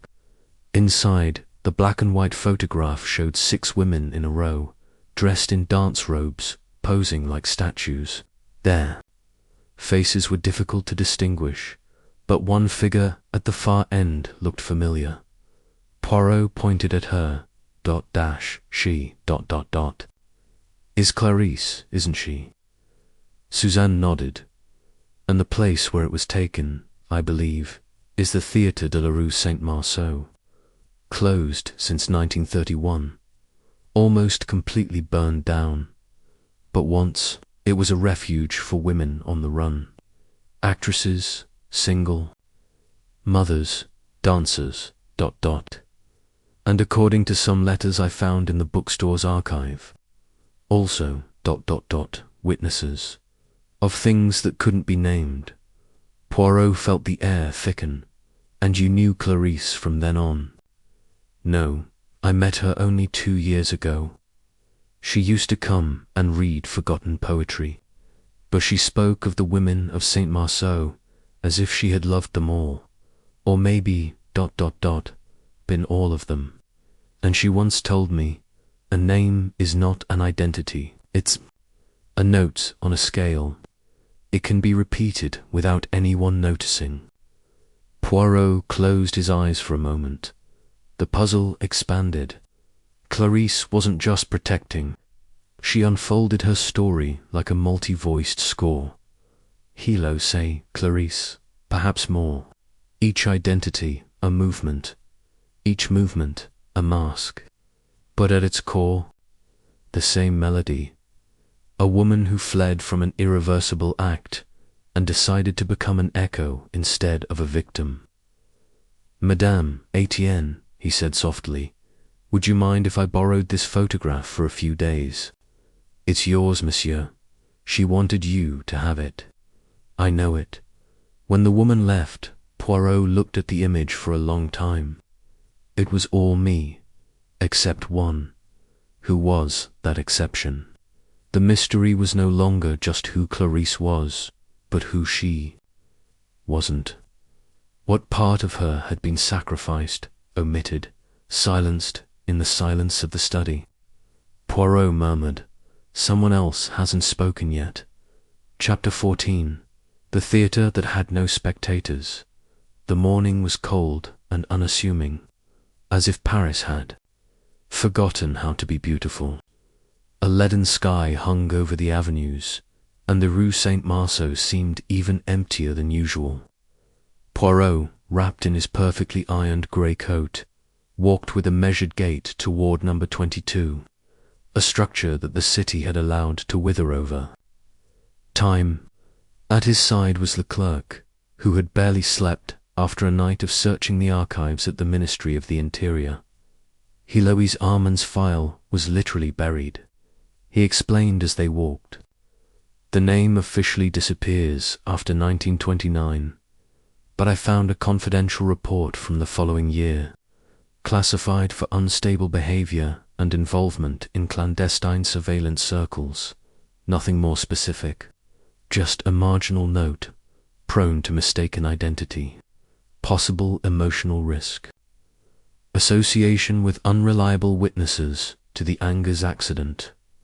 Poirot nodded. That sentence said more than he intended. The kind of note someone leaves to be forgotten, not investigated. Arriving in front of the abandoned theatre, a building with a facade blackened by decades of damp and neglect, Leclerc pushed open a rusty gate that groaned as if still remembering the lost applause. The walls seemed ready to crumble with a misplaced sigh.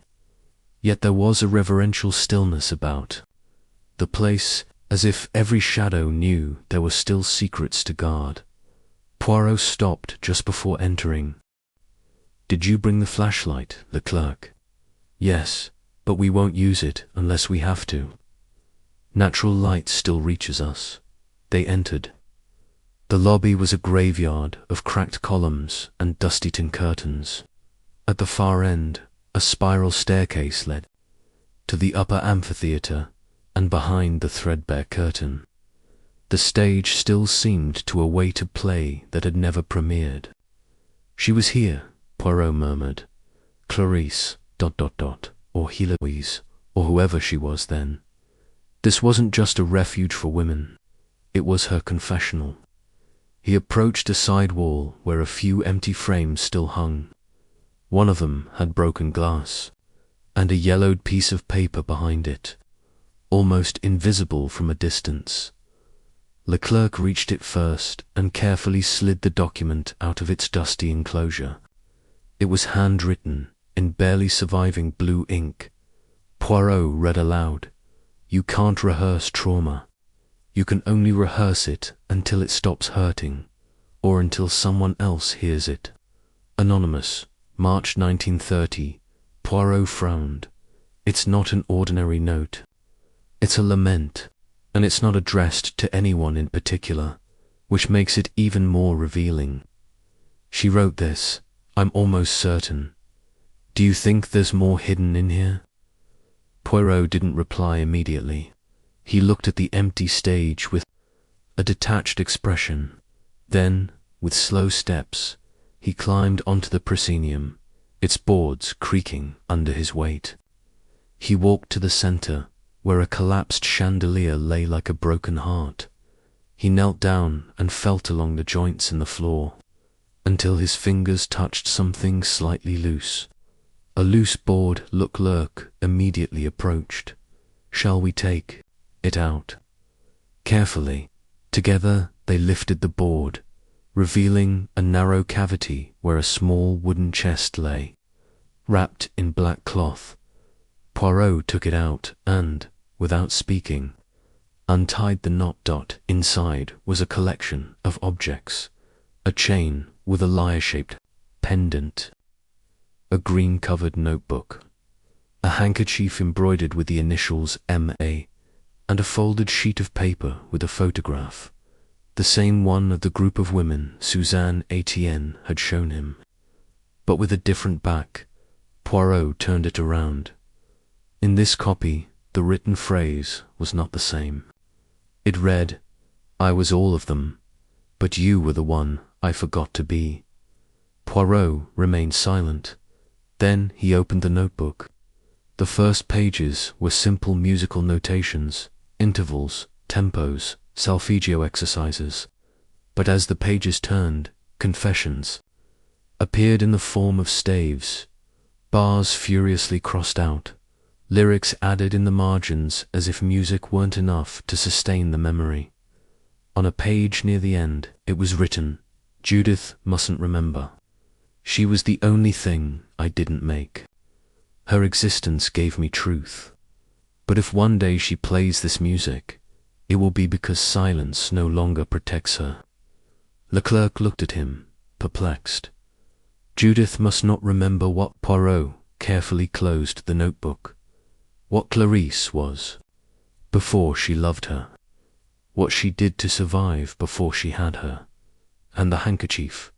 Poirot examined the initials, M.A. It wasn't for either Clarisse or Judith, but the name was familiar. Then he remembered, in the files he'd reviewed. The night before, there was an admission document for a woman admitted to a private psychiatric hospital. A woman admitted under the name Marguerite Allard, 1931. Diagnosis: loss of self. "We need to locate that hospital," Poirot said, "and see if this Marguerite Allard is still registered." Clarisse left clues, not to be understood, but so that someone could piece together the fragments when she could no longer lie. Leclerc nodded slowly. What if all this was a rehearsal for her final demise? A way to leave multiple versions of herself as witnesses to her guilt? Poirot looked at him gravely. "I don't rule it out, but I also don't rule out that one of those versions isn't dead." They put away the objects and left the theatre silent, as if nothing had moved inside. As they walked back, Poirot took out his pocket watch and consulted it. "There's something else we need to do today. Judith needs to see this photograph, and we need to see if she recognizes that face. She... doesn't remember." Leclerc looked at him sideways. "Ah, you sure she's ready?" Poirot closed the watch with a soft click. "No one is. But sometimes the truth doesn't wait for us to be." Chapter 15. The melody that no one taught. The living room of Judith's apartment was bathed in a light that seemed frozen, as if the afternoon refused to move forward. The pianist sat in front of the unlit instrument, her fingers motionless on the keys as if still awaiting instructions her mind couldn't translate. The silence in the room wasn't the kind that soothes, but the kind that announces that the next word could break something that will never be repaired. Poirot entered with the notebook wrapped in fine paper. Leclerc accompanied him, but remained on the threshold, as if he knew, without needing to explain, that what was about to happen brooked no unnecessary witnesses. Mademoiselle Judith Poirot said gently, as if speaking through a half-open door, "I have brought something which I believe is yours although I have never seen it before." Judith raised her eyes. They were clear, but not entirely present. "Is it about Mum?" Poirot nodded. He came over and placed the notebook on the piano surface. "I'm not asking you to understand it, just to listen." She looked at him as if the sentence made no sense. Then, with almost ritual slowness, she untied the ribbon and opened the first page. Her fingers turned the pages, recognizing musical structures, time signatures, fingering formulas. Then she stopped. The air in the room shifted. There was the melody. It was written in C minor, with chords that hovered between classical tonality and emotional dissonance. There was a repeated sequence in the score, for bars that circled around themselves, and in the margin, ... one word, "comes back." Judith said nothing. She simply positioned her fingers and played. The room became something more ancient. The sound filled the spaces between memory and forgetting. The theme was circular, with notes that seemed to beg to be remembered, and others that seemed to fear it. Poirot remained motionless, his eyes fixed on her face. The clerk, from the doorway, held his breath. When the piece ended, Judith took her hands off the keyboard as if they'd been burned. And then, in a voice that didn't sound like her own, she whispered, "I didn't learn it at any conservatory. It's not in my studies. No, I don't know how I know it." Poirot leaned towards her, "But he knows it. Not because he was taught it, but because he's heard it before." Judith closed her eyes. Her chest heaved slightly. "I was 5 years old. There was a stone house and a room with white curtains. Someone was playing this tune. Behind me, I was sitting on the floor with a red pencil. I was drawing a circle over and over again, and ... She swallowed. "And there was a woman. It wasn't Mum, but she talked to me as if she were. Do you remember his face?" "No." Silence. "I've tried, many times. But it's as if the face were covered by a veil, or as if every time I get close, it's erased." Poirot approached and placed the photograph on the piano. It was the same one from the theatre, but this time Judith took it with trembling hands. Her gaze wandered among the women's faces. When she reached the center, she stopped. "She," he said simply. "Are you sure?" "No, but my body is. Does that make sense?" Poirot didn't reply. Instead, he took out of his pocket the folded sheet of paper with the following sentence: "I was all of them, but you were the one I forgot to be." Judith read it, and for the first time, something in her face cracked. "What does that mean?" "I think Clarice, or whoever she was before she called herself that, left parts of herself in each identity. But only one part was real, you and I. To protect you, to keep you from being contaminated by your contradictions, you tried to make her forget everything, even herself." Judith looked down. Why would anyone want their daughter to not remember them? Perhaps not out of shame, but out of fear of being exposed not as a mother, but as an impostor. Le clerk then entered with a sheet of paper in his hand. Poirot ... "I have confirmation. The psychiatric hospital in Angers has a record of a patient admitted in 1931 under the name Marguerite Allard. She was discharged 6 years later, but under a concealed identity. Subsequent address unknown, but in the archives we found something unexpected. A copy of her admission card with a photograph." He handed it to Poirot. He examined it for a few seconds, then passed it to Judith. She trembled. It was the same woman, but younger, and without a veil. "She's not my mother," she said in a voice that was almost a stifled scream. But she talked to me as if she were, and I believed her. Poirot sat opposite her.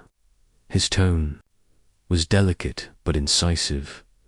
"Judith, do you remember a night when you woke up alone, with a melody in your head and the feeling that someone was leaving you?" She nodded slowly, as if she was rediscovering it. Yes, I was about 8. I woke up crying. The house was empty. Then Mum showed up. She told me it was a nightmare, that it had never happened, but I knew it wasn't true. The melody was still there, and since then I composed it.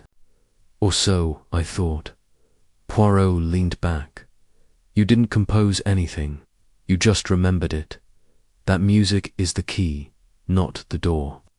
The door is within you." Judith hugged herself. The image of the woman in the photo, the notebook, the melody, everything swirled in her mind as if the past had grown tired of waiting. Who am I? Poirot didn't reply immediately. He walked to the window and stared out at the city. "The question isn't who you are.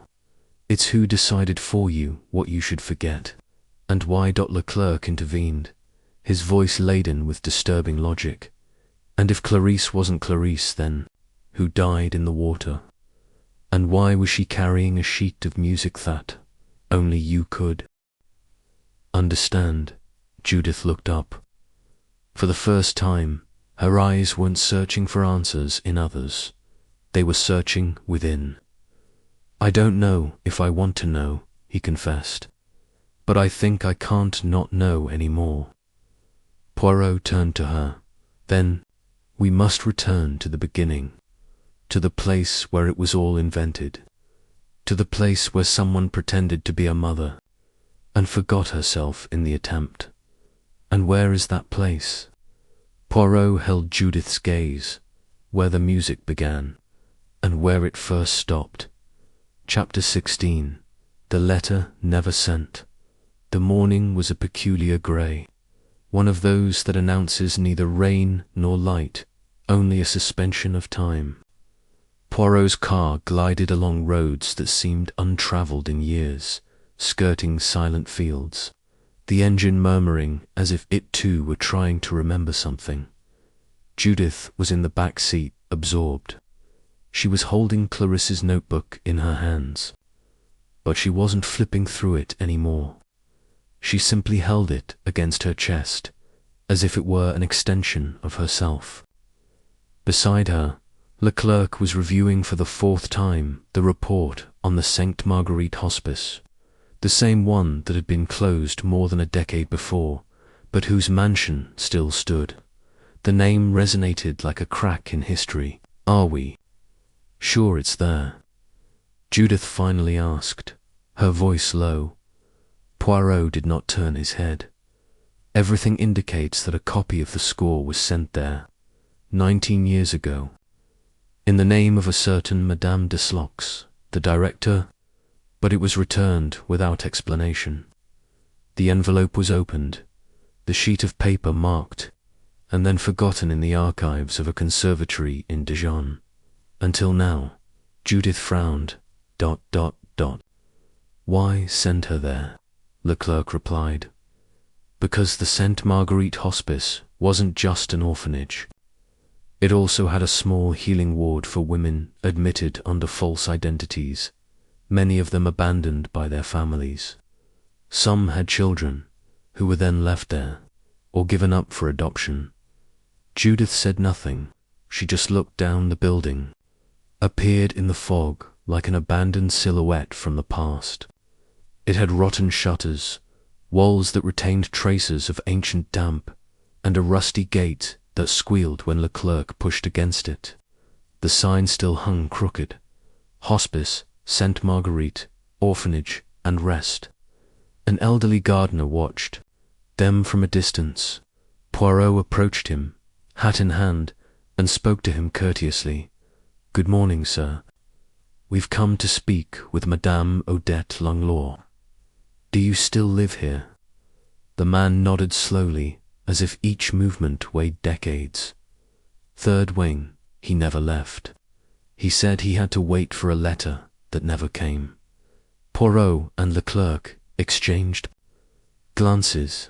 Judith still didn't say a word, but her steps were firm as they walked through the corridor, whose tiles creaked like broken keys. In the hallway, the smell of old linen and wet wood evoked a suspended childhood. The door at the back was ajar. Poirot knocked softly. Madame Langlois. A voice answered from inside, shaky but clear. No need to announce yourself. I've been waiting. They entered. The woman was sitting in a chair by the window. Her hair was neatly tied back, and she was dressed in grey. Her face was gaunt, but her eyes retained a stubborn sparkle. When she saw Judith, something in her expression changed. R. Finally, he whispered.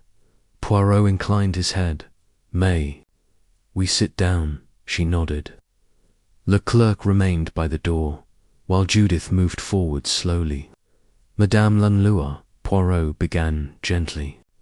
We know that you worked here when Clarice Barreau, or someone by that name, was under your care, or under your watch. Odette gave a fragile smile. Clarice, that wasn't her real name. But you already know that. She arrived with a different face, a different story. She brought a score with her. That damn score, and the girl. Odette bowed. She was very small. She barely spoke. She called all the women Mama, as if she hadn't yet decided who she belonged to. But when Clarice played that melody, the little girl would stop. She would stop crying, as if she knew that music was the only thing that was real. Judith felt her blood rushing in her ears. What happened next? Odette looked at the horizon, beyond the window. One night, Clarice came to see me. She handed me a letter. She asked me not to read it, only to send it if anything happened to her. But there was no address, just a name, Judith. No last name, and he sent it. Odette shook her head. No, because the next day she disappeared. They said she ran away. Others said she jumped into the river. We never found out, and I couldn't send something without a destination, so I kept it. In case someone ever asked about it. He stood up with difficulty. He walked to a small chest of drawers. He took out a handkerchief wrapped in blue ribbon. Inside, a yellowed sheet of paper. He handed it to Judith with trembling hands. Poirot watched her intently, but did not interrupt. Judith unfolded the sheet of paper. The handwriting was recognizable, subtle, elegant, and painfully restrained. My little Judith, I don't know if you'll ever read this. Maybe you'll have grown far away, without the weight of my shadow. That's what I wanted.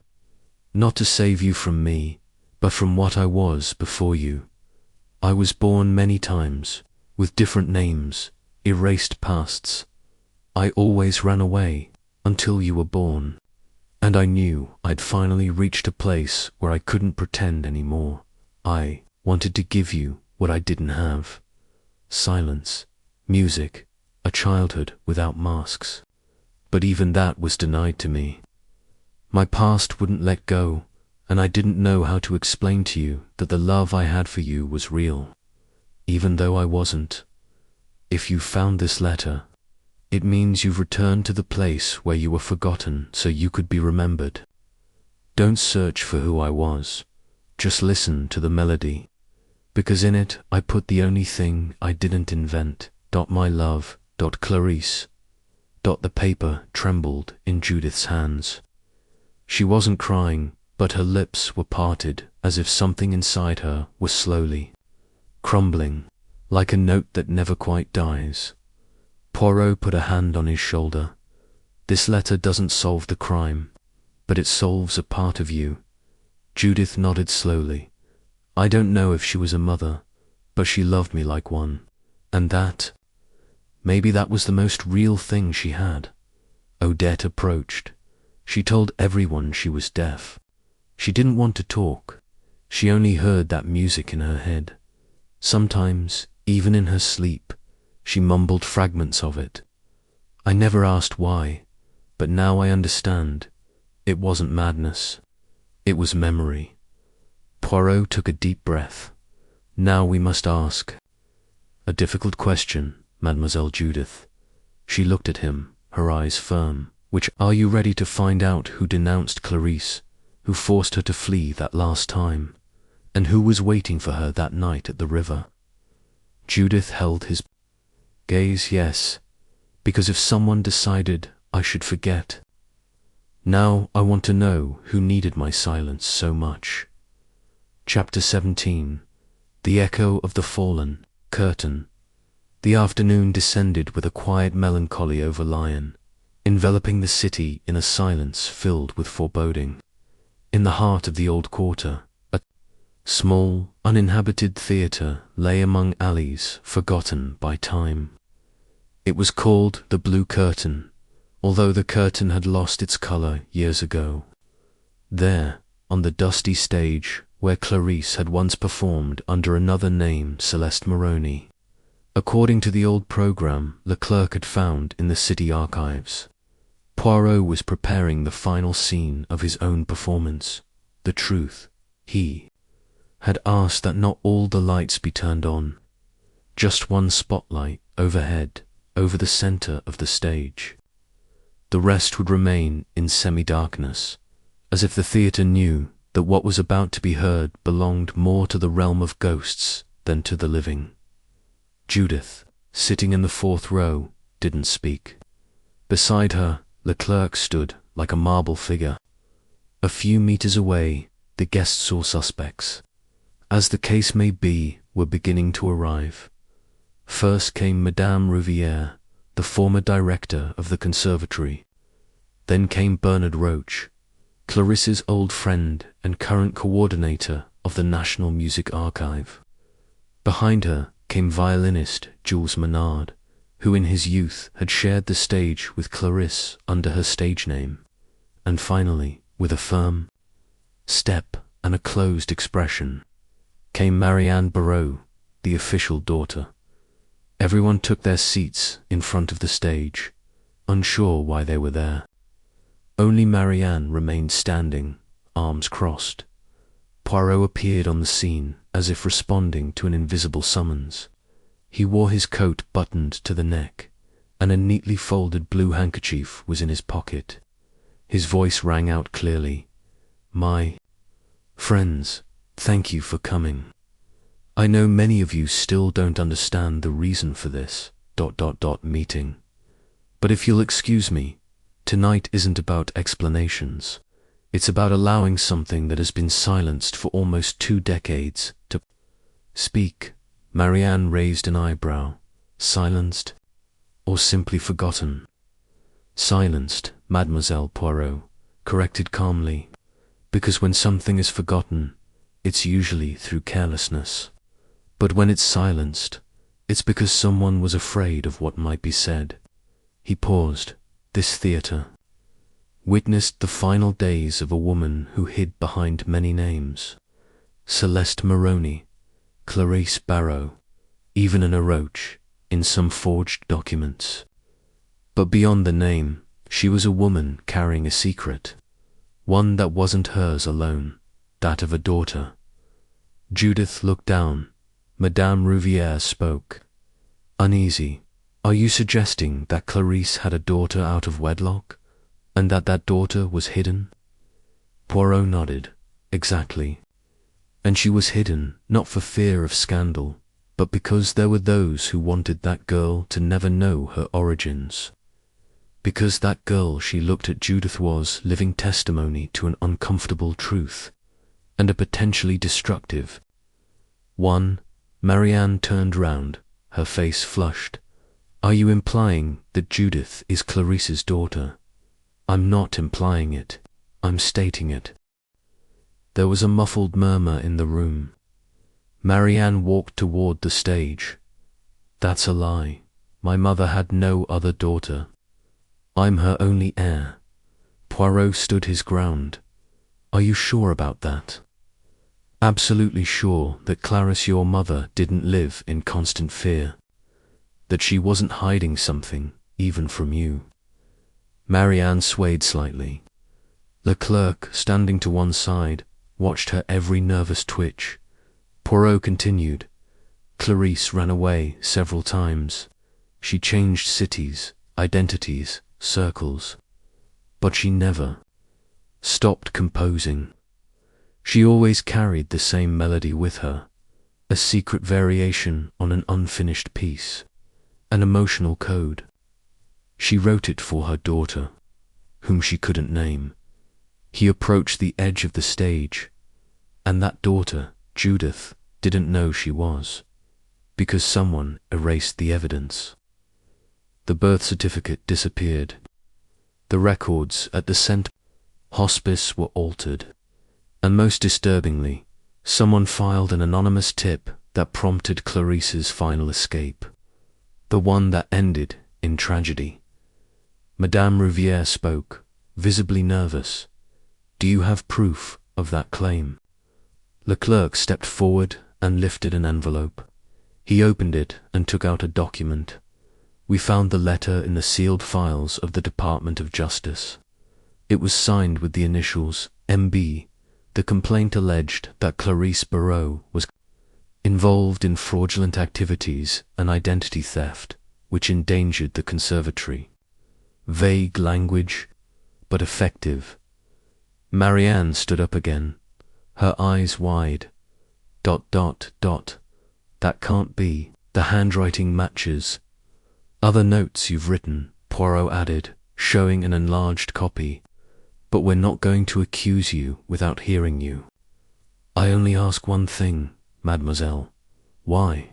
The silence was overwhelming. Even the air seemed to shrink. Marianne looked at everyone, then at Judith, and finally she lowered her head. "Because I knew it too," she whispered. "Ever since I was little. I overheard a conversation between her and Bernard. They mentioned the little girl, and she was crying. She said she could never put both of their lives together, that it wasn't fair to me, or to her." Bernard Roach stood up, his face drawn. "I begged her.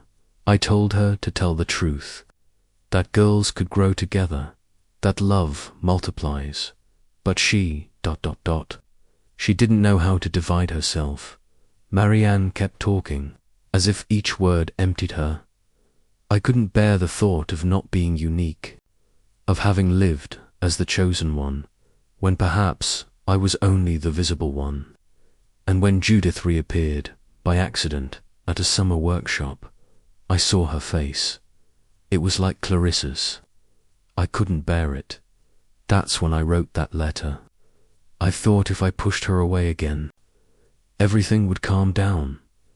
Poirot closed his eyes for a moment, and he pushed her away forever. Clarisse ran away when she learned her past had been discovered. But this time she didn't have the strength. Or maybe she had nowhere else to run. The silence that followed was thicker than words. Judith stood up. She walked toward the stage. Her footsteps echoed like raindrops in an empty cavern. She climbed effortlessly.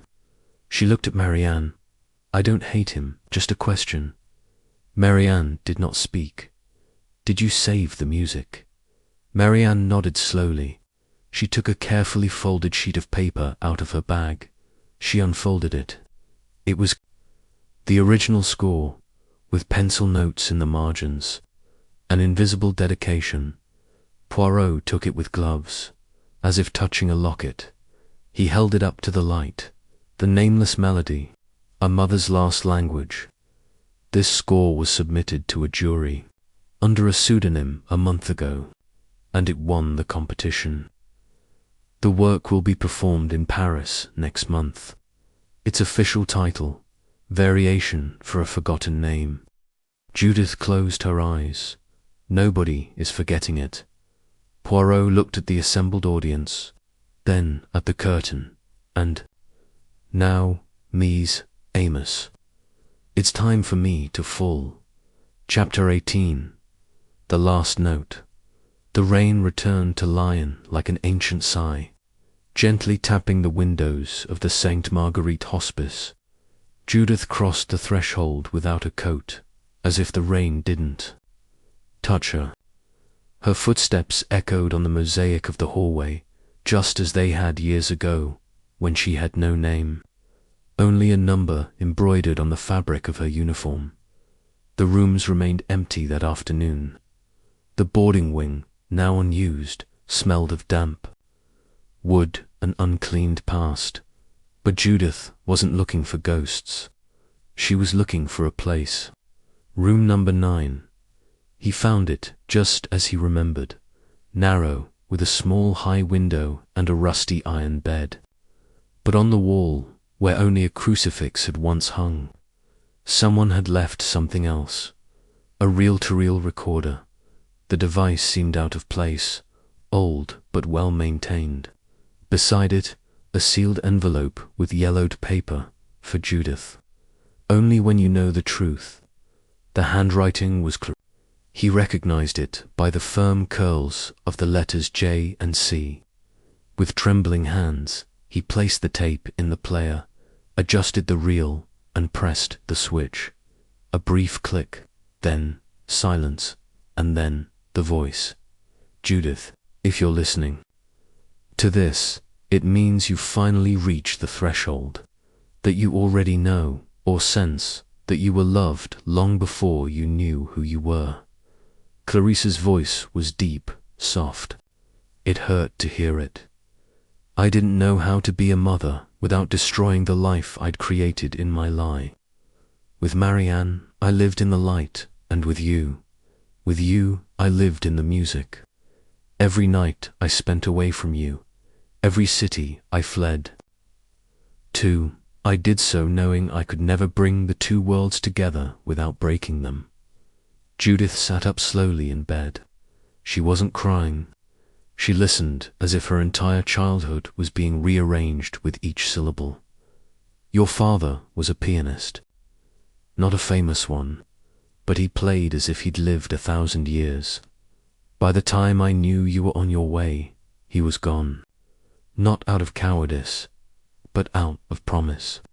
He left to protect us, but I didn't know how to protect you.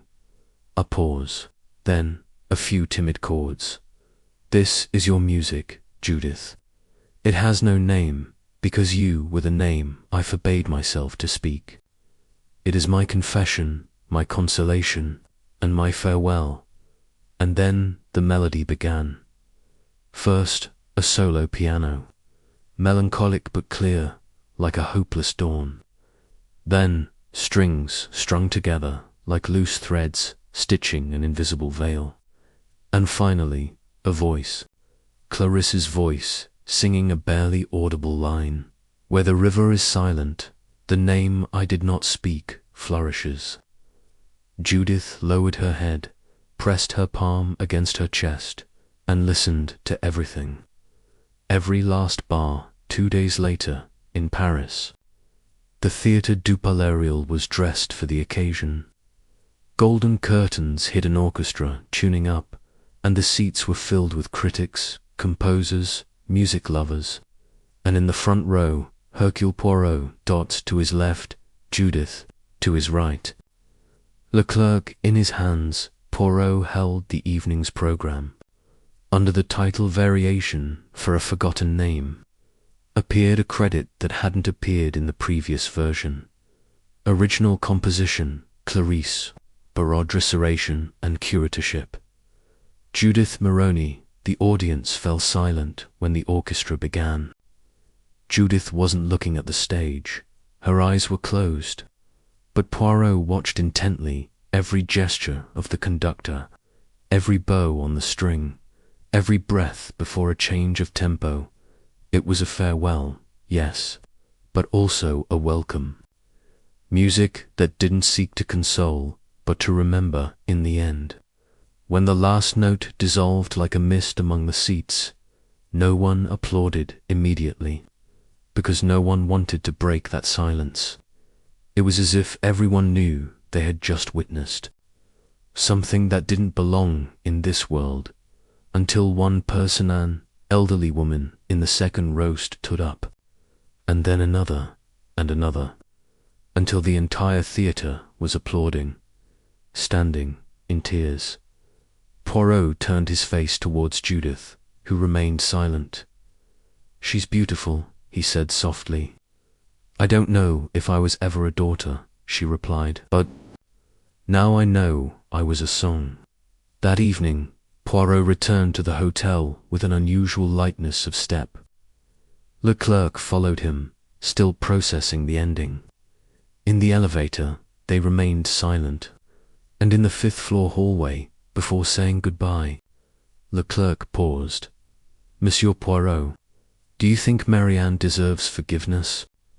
Poirot remained thoughtful for a moment. "Monsieur Leclerc, I'll tell you something I learned a long time ago. The truth isn't handed out like bread. It's neither won nor lost. It's only endured. And Marianne... She's starting to feel the burden of it. That's already a form of justice." Leclerc nodded slowly. "Why, Judith, she doesn't need forgiveness," Poirot replied. "Only time, and perhaps a piano." A week later, in a small recording studio in Brussels, Judith sat her hands on a grand piano. In front of her were a ribbon microphone and a fresh sheet of music. In the upper right corner, she wrote something in black ink to Clarice, to all the mothers who never got to say it. And he began to play. It was a new melody, but there were fragments of Clarice in it, hidden motifs, distant echoes, and something more, silence. The silence of someone who no longer runs away,